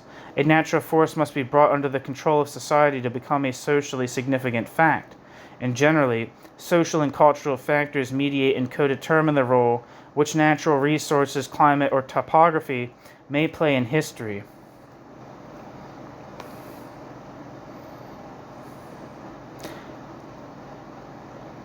Footnote. Engels seemed to have come to a different conclusion when, towards the end of his life, he agreed that race and geography should be included in what he called, quote, economic relations, end quote, or, quote, economic factor, end quote. See Engels' letter to H. Starkenberg on the 25th of January, 1894. However, Engels' statement also lends itself to a different interpretation. After Engels, Plekhanov returned to the question of the relation between the geographic environment and the development of the productive forces, and argued that the former determined the latter. He qualified this conclusion by adding that in the course of time the dependence of man on his geographical environment changes its nature and becomes indirect rather than direct. It is worthwhile emphasizing that Plekhanov was inclined to classify the Marxian conception of history as a, quote, particular case of the materialist view of history, end quote. Marx did not, end footnote. Marx did not earn the tag with which he is labeled and which others, e.g. Montesquieu, deserved more than he. For Montesquieu believed that such factors as population, the geographical character of the territory, the nature of the soil, the type of climate directly condition the general structure of society and even the substance of its laws. Footnote. Incidentally, the fact that Montesquieu was a materialist in the indirect indicated sense and that Marx was not accounts perhaps for another difference between them, namely that Montesquieu completely ignored, whereas Marx was fully aware of, social evolution. For the importance attached to physical environment tends to conceal the process whereby society constantly changes and becomes something ever new, and favors historical explanations in terms of constant factors, such as topography or climate, which seem to make change unreal or apparent. End footnote.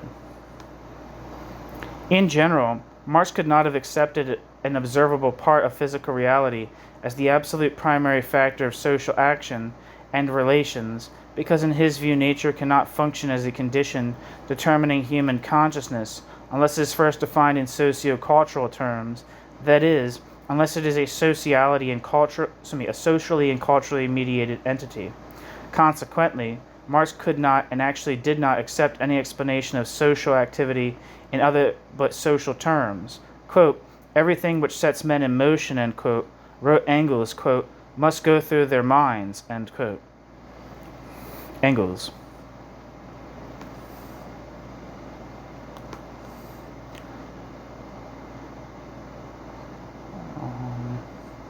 Engels, Ludwig Feuerbach. Marx emphasized this fact in the German ideology to justify the view that not only circumstances make men, as the, quote, old materialism, end quote, maintained, but men also make circumstances, as the, quote, new materialism, end quote, asserted. The Marxian conception of history is clearly an anti-reductive theory, irrespective of whether it can justifiably be called materialistic or not. When Marx surveyed social or historical events, he introduced numerous factors whose interaction was to explain them. These factors are things familiar from everyday life, such as tools, machines, buildings, soil, natural resources, animals, and men, in whom body and soul, physical needs, and spiritual aspirations were inextricably merged. Marx never intended to examine the question whether these various factors could be reduced to one another, and indeed such an undertaking would not be feasible.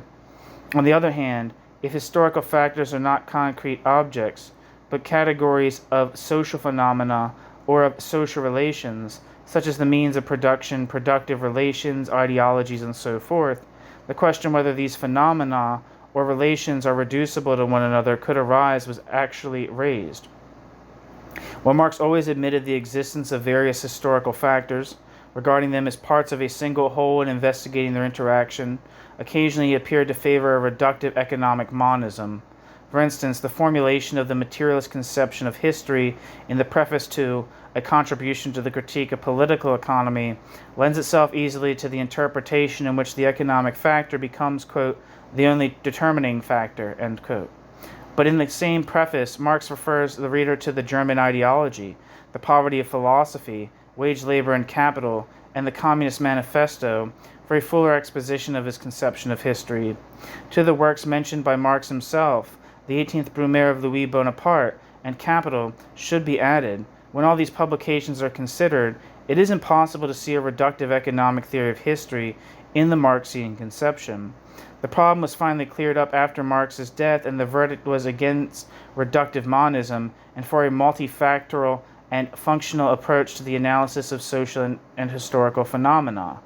Engels' letters on historical materialism from 1890 to 94 are a firm rejection in his own and Marx's name of an interpretation of historical materialism which would make it a reductive economic theory of history.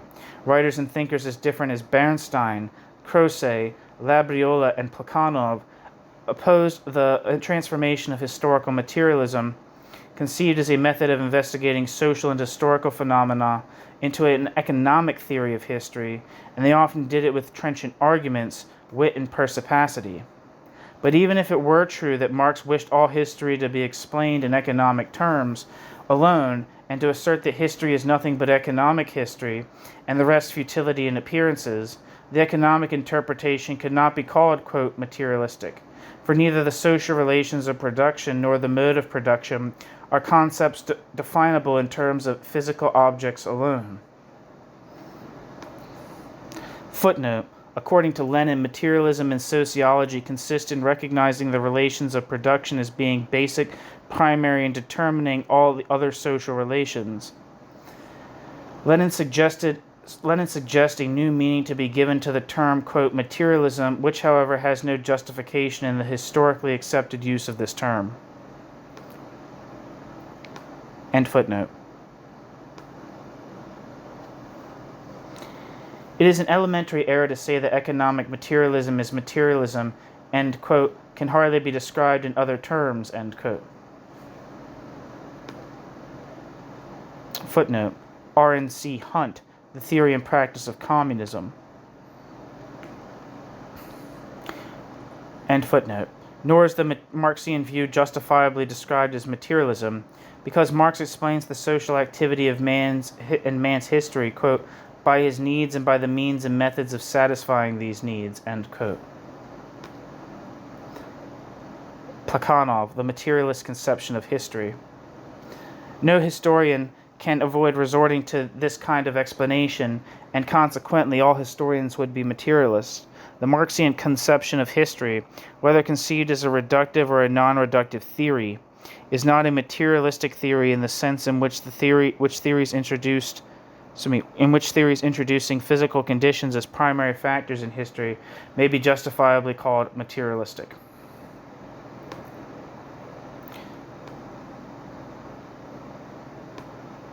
Footnote.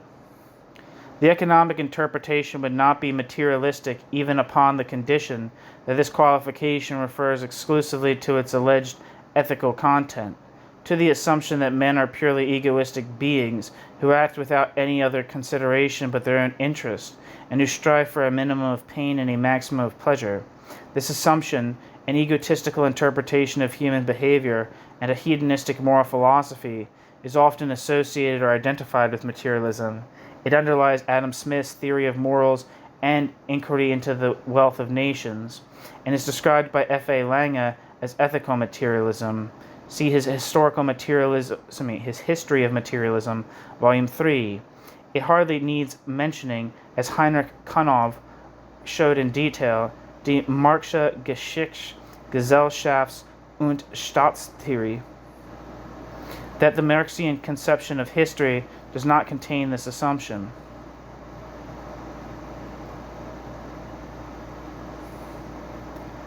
End footnote.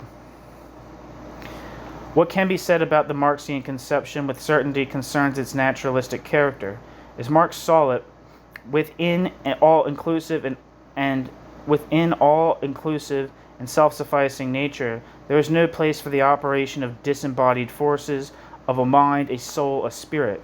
Consequently, in Marx's view of the physical world, man, society, and history, not the slightest trace of the supernatural was left. Man is a natural entity among others and does not hold a privileged position in the universe. Even when man struggles with and tries to secure his control over nature, he remains part of it. This does not mean that the knowledge of man can be reduced to a natural science and his activity accounted for by the mechanical laws of inanimate nature. Furthermore, the general assumptions of naturalism do not imply that only what is material exists. For instance, neither the social relations which bind people together nor society itself are material entities whose mode of existence and structure are subject to the laws of material bodies. But the assumptions of naturalism may be conceived as implying materialism. In this case, the difference between naturalism and materialism disappears, and Marx's naturalistic conception of history is reduced to materialistic theories. Engels did make materialist inferences from Marx's naturalism and placed them onto posterity as Marx's own metaphysical doctrine. Section 8. Marx's contribution to naturalism. Let me make sure I'm still recording here. All right, still recording. Marx's contribution to naturalism. When Marx maintains that his method of investigating history has a materialistic basis, he has not proclaimed thereby his adherence to an absolute materialism. There is no warrant for such an interpretation. The philosophical principle on which the application of his method depends is not materialism but naturalism, the belief that nature is a self-contained and self-regulating system comprising everything that exists. Marxian naturalism was to surmount the Hegelian dualism of nature and spirit, concealed by the subordination of the former to the latter, and Feuerbach's residual dualism of man and nature.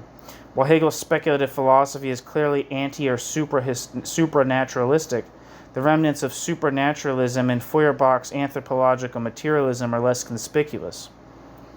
Feuerbach's case is really representative for the whole materialistic tradition, which obviously was unable to account for the variety of human experience.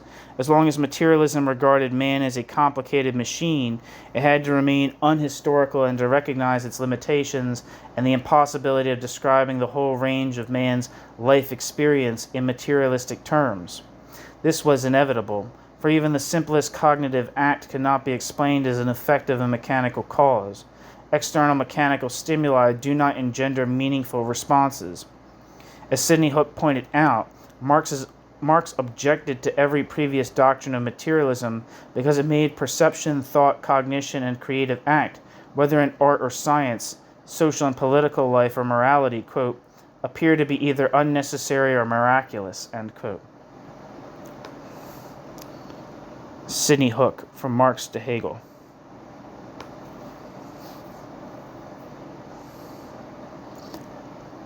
Consequently, materialism exposed itself to a not unjustifiable charge of ignoring or failing to consider in materialism's system a wide area of human experience and essential human values, thus becoming one-sided, soulless, and as Marx put it, quote, hostile to humanity, menschenfeindlich,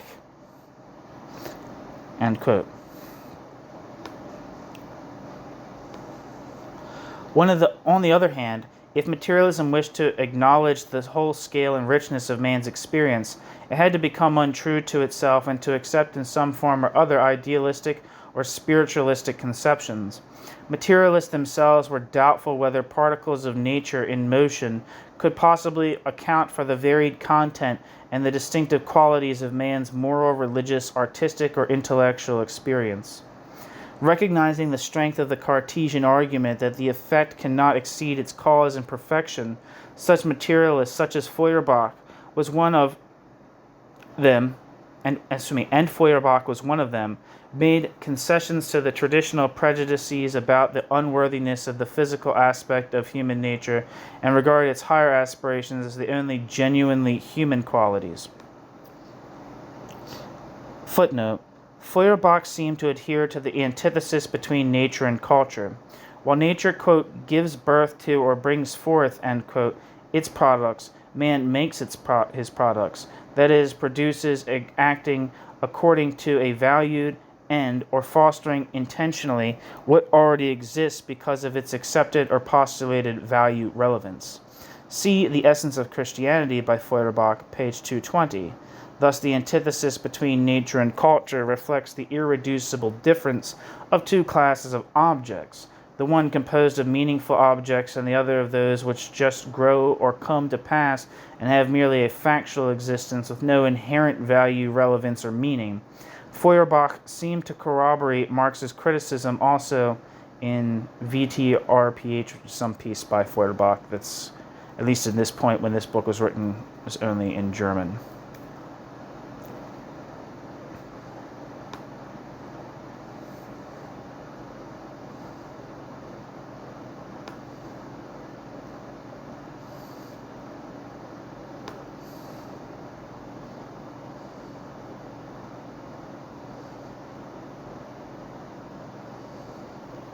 Where the hell was I?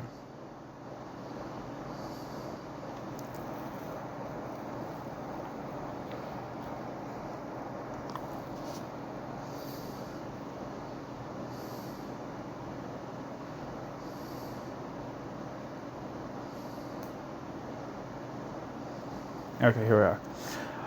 Marx maintained that the widespread confusion about the lower and higher moral worth to be attached to different human activities reflected in the ethical implications commonly associated with materialism and idealism, and with the distinction between nature and culture, was responsible for the fact that history was written according to extraneous standards.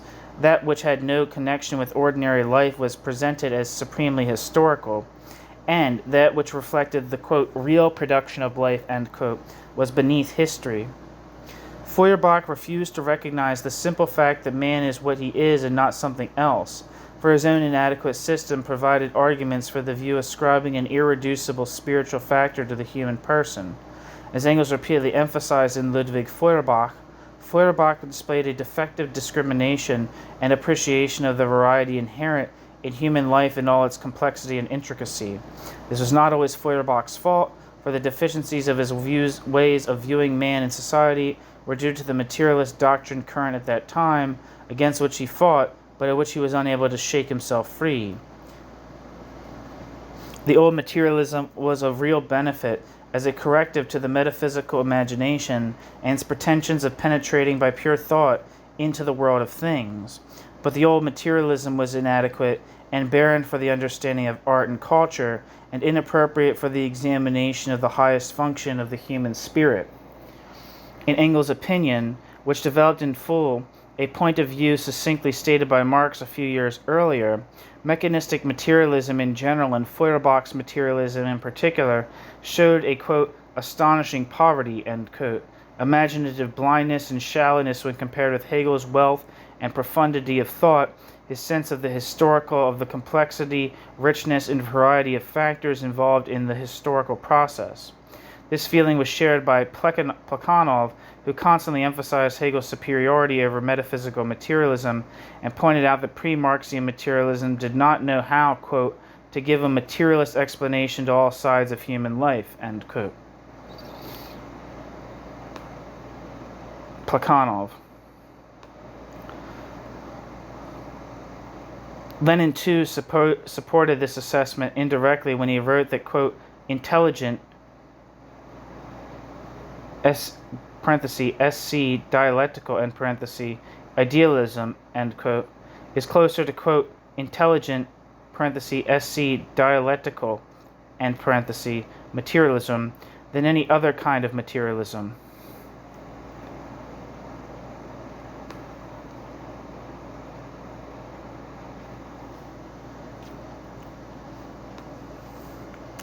The criticism of Feuerbach's materialism can be reduced to the assertion that Feuerbach was unable to explain human activity in terms of his own materialistic philosophy. This criticism could have been directed against the whole materialistic tradition.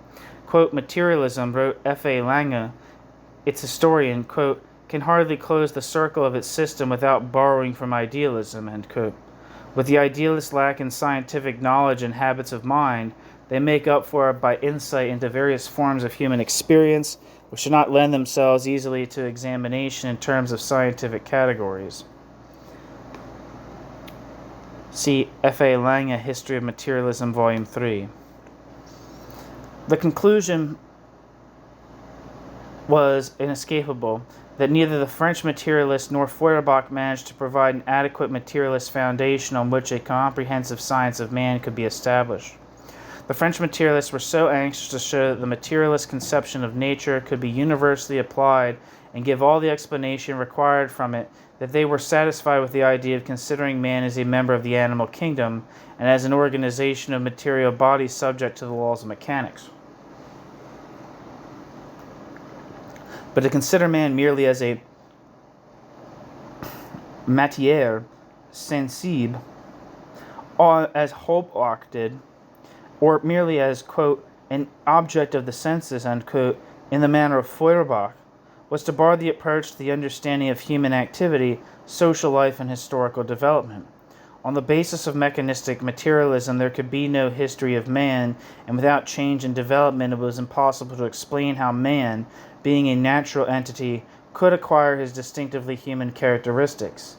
The only history that mechanistic materialism would allow for was a record of how the blind forces of nature operate and determine man's behavior. In this respect, Feuerbach's anthropological materialism was no improvement upon French materialism. It is true that Feuerbach regarded man as an irreducible natural entity, but he continued to regard him only as a passive object and never as an active subject of history. Consequently, since Feuerbach did not wish to confine himself to the examination of man as a member of the animal kingdom, and tried, though unsuccessfully, to do justice to the complexity and richness of human nature, he could not avoid making concessions to idealism or spiritualism.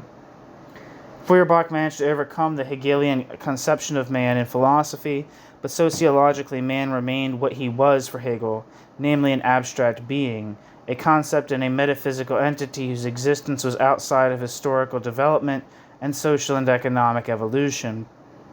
Feuerbach's anthropological materialism still left room for differentiating various realms of reality. Moreover, it was methodologically inadequate to provide a unified approach to the investigation of man and other natural objects, of which, according to the thesis of anthropological materialism, he was one. This objective was achieved by Marx's naturalism. His naturalistic theory replaced Hegel's idealistic conception in which mind, as a manifestation of the idea or spirit, was endowed with an original power, autonomous activity, and inherent energy. The successful attempt to widen the scope of natural phenomena is perhaps Marx's attempt to widen the scope. This successful attempt to widen the scope of natural phenomena is perhaps Marx's most important contribution to philosophy. I want to repeat that since he said it's so important. The successful attempt to widen the scope of natural phenomena is perhaps Marx's most important contribution to philosophy. Footnote: Engels often spoke of the permanent impact which Hegel's resistance against the dualism between nature and spirit, as well as its outcome, the monistic system of objective idealism, made upon Marx. Engels also emphasized that Hegel's spiritualistic monism directly inspired Marx's search for an equally comprehensive monistic system based on a materialistic foundation. After Marx, John Dewey, another Hegelian in his youth and naturalistic thinker in maturity, recorded an immense sense of liberation imparted by, quote, Hegel's synthesis of subject and object, matter and spirit, the divine and the human, end quote, and also spoke of the attraction exercised by, quote, Hegel's treatment of human culture, of institutions and the arts, end quote. The acquaintance with Hegel left, as he put it, a permanent deposit in his thinking, in spite of the enormous distance dividing Hegel's absolute idealism and his own naturalism and instrumentalism. See John Dewey, From Absolutism to Experimentalism. End footnote. According to Marx's, quote, consistent naturalism or humanism, end quote, The emergence of the human spirit takes place at a late stage in the evolution of man, is a product of the power of development immanent in the, quote, species life, end quote, generated and impelled by man's life in society. The development which counts for constant human growth and ever new achievements. All events are equally natural. In particular, social, moral, and spiritual life, all that is truly creative and powerful in man, belongs to the natural order of things, as much as man's biological life. The power, activity, and energy of spirit are the, quote, fantastic reflection of our own essence, end quote. That is, spirit is man's objectified and reified capacity for creative self-expression. Quote, activity, end quote, wrote Feuerbach, quote, is the positive sense of one's personality, ... The happiest, the most blissful activity is that which is productive, end quote. To paraphrase Feuerbach's famous statement, to view the idea or spirit of transcendental idealism as the projected personality of man is to discover the secret of metaphysics is nothing but anthropology. Footnote.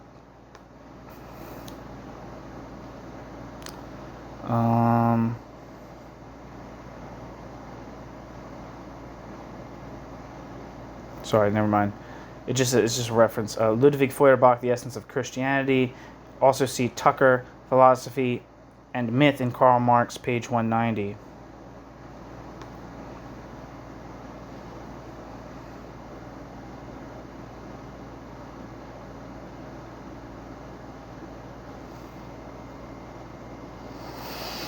Since the whole range of human experience and activity has the quality of natural events, all man's differential traits of action can be accepted as distinctively human traits.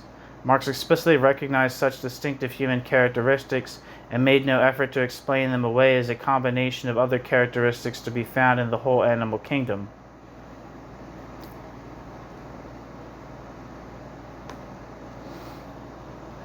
Marx was not one of those naturalistic philosophers whom George Santayana said that they have but cursory and wretched notions of the inner life of mind, hate poetry and fancy and passion and even philosophy itself, and are despised by the academic and cultivated world, harking back to Plato or Aristotle or Hegel, since these thinkers were conversant with the spirit of man. See George Santayana, Character and Opinion in the United States. End footnote. Marx looked for the kind of naturalistic philosophy which would make full allowance for, quote, human self-consciousness, end quote, and would not yield precedence to idealism in explaining man's creative achievements. It was the establishment of the, quote, science of man, end quote, that provided Marx with intellectual tools for advancing beyond, quote, all the hitherto existing materialism, end quote, for the solution of his problem. Without the assistance of sociology, Marx would have been helpless against the claim of idealism that man's spiritual experience, his autonomous social, moral, artistic, religious, and intellectual life, gives a better key to the understanding of the universe than materialism, based on natural science, would ever be able to provide. Marx's solution of the problem set by idealism consisted essentially in widening the scope of natural phenomena, in recognizing in society a natural entity, subject to the laws of its own, and in regarding man's nature as the changing product of social evolution and social progress. Unlike his predecessors, with the exception of Comte, Marx did not hold society to be an artificial creation, added to or superimposed upon nature, but a natural entity. Hobbes was mistaken when he said that the social order was generated and maintained by an active will of the ruler. Rousseau misinterpreted facts when he contrasted natural man as he came from the hands of nature with the artificial man as made by society. And the French philosophers were equally wrong when they saw in the decisions of the lawmaker the source of social laws and the efficient cause of social processes. There is a determinate order inherent in social existence itself. The laws which govern social phenomena are as much laws of nature as the laws of physics and biology are. These social laws determine the evolution of society and with it the evolution of man's nature. The social being is rooted in nature and human nature is rooted in society. Man is not an entity of a higher order, an immortal spirit in a carnal tomb, confronting nature as its judge and arbiter, and trying to reach perfection against the opposition of the blind and elemental forces of nature. The concept of a merciless struggle against nature or of a romantic unity with nature are, according to Marx, entirely inappropriate for the description of the actual relationship between nature and man.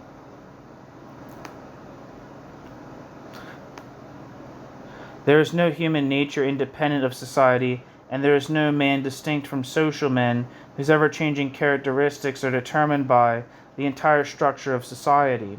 Man acquires novel characteristics, for he is not only shaped by his natural and social environment, but also changes and transforms this environment through his responsive action.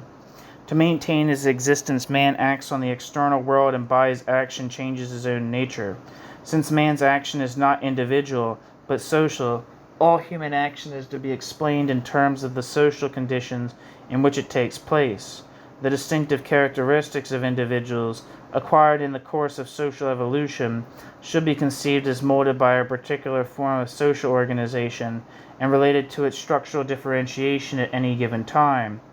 These assumptions allowed Marx to consider man entirely within nature, within the totality of objects of all which belong to the same realm of being, and thus lend themselves to treatment by one single method. There are no ontological differences of level within human experience and activity, although there is an order of succession in time in their appearance. Just as the same method applies to all events and to all areas of human experience, so all human experience, from the quote lowest to the quote highest, is equally amenable to a non-reductive analysis and, in principle, to the same method of investigation as that used with respect to any ordinary object or aspect of nature. Since reality is entirely uniform, the various sciences, whether natural or social, can use one and the same method in dealing with each of its parts. All culture-producing activities of man, all his creative acts and strivings towards perfection grow out of human work, and social activity concerned with the ordinary process of living, with the production and reproduction of life.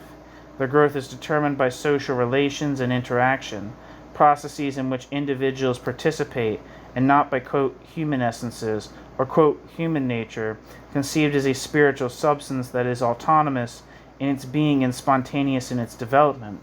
Recognizing by implication the principle of the continuity of causal influences, Marx can accept the appearance in man of characteristics which are novel as compared with those of other species, that is, irreducible to any combination of their characteristics, which continue to be dependent on circumstances, not necessarily distinctively human. They illustrate the emergence of a, quote, higher activity from a, quote, lower, the different types of activity being causally related to, but not identical with, each other. Marx recognized the process of cumulative development, social advance or progress, the emergence of a, quote, higher activity from a, quote, lower, or of a superior form of social organization from an inferior form, is a manifestation of an increase in complexity and differentiation of social processes. However, the principle of evolution and progressive advance does not imply the ontological doctrine of emergence, which does not seem to be compatible with an anthropological naturalism and of which no trace can be found in Marx. That's the end of this chapter. Thanks for listening.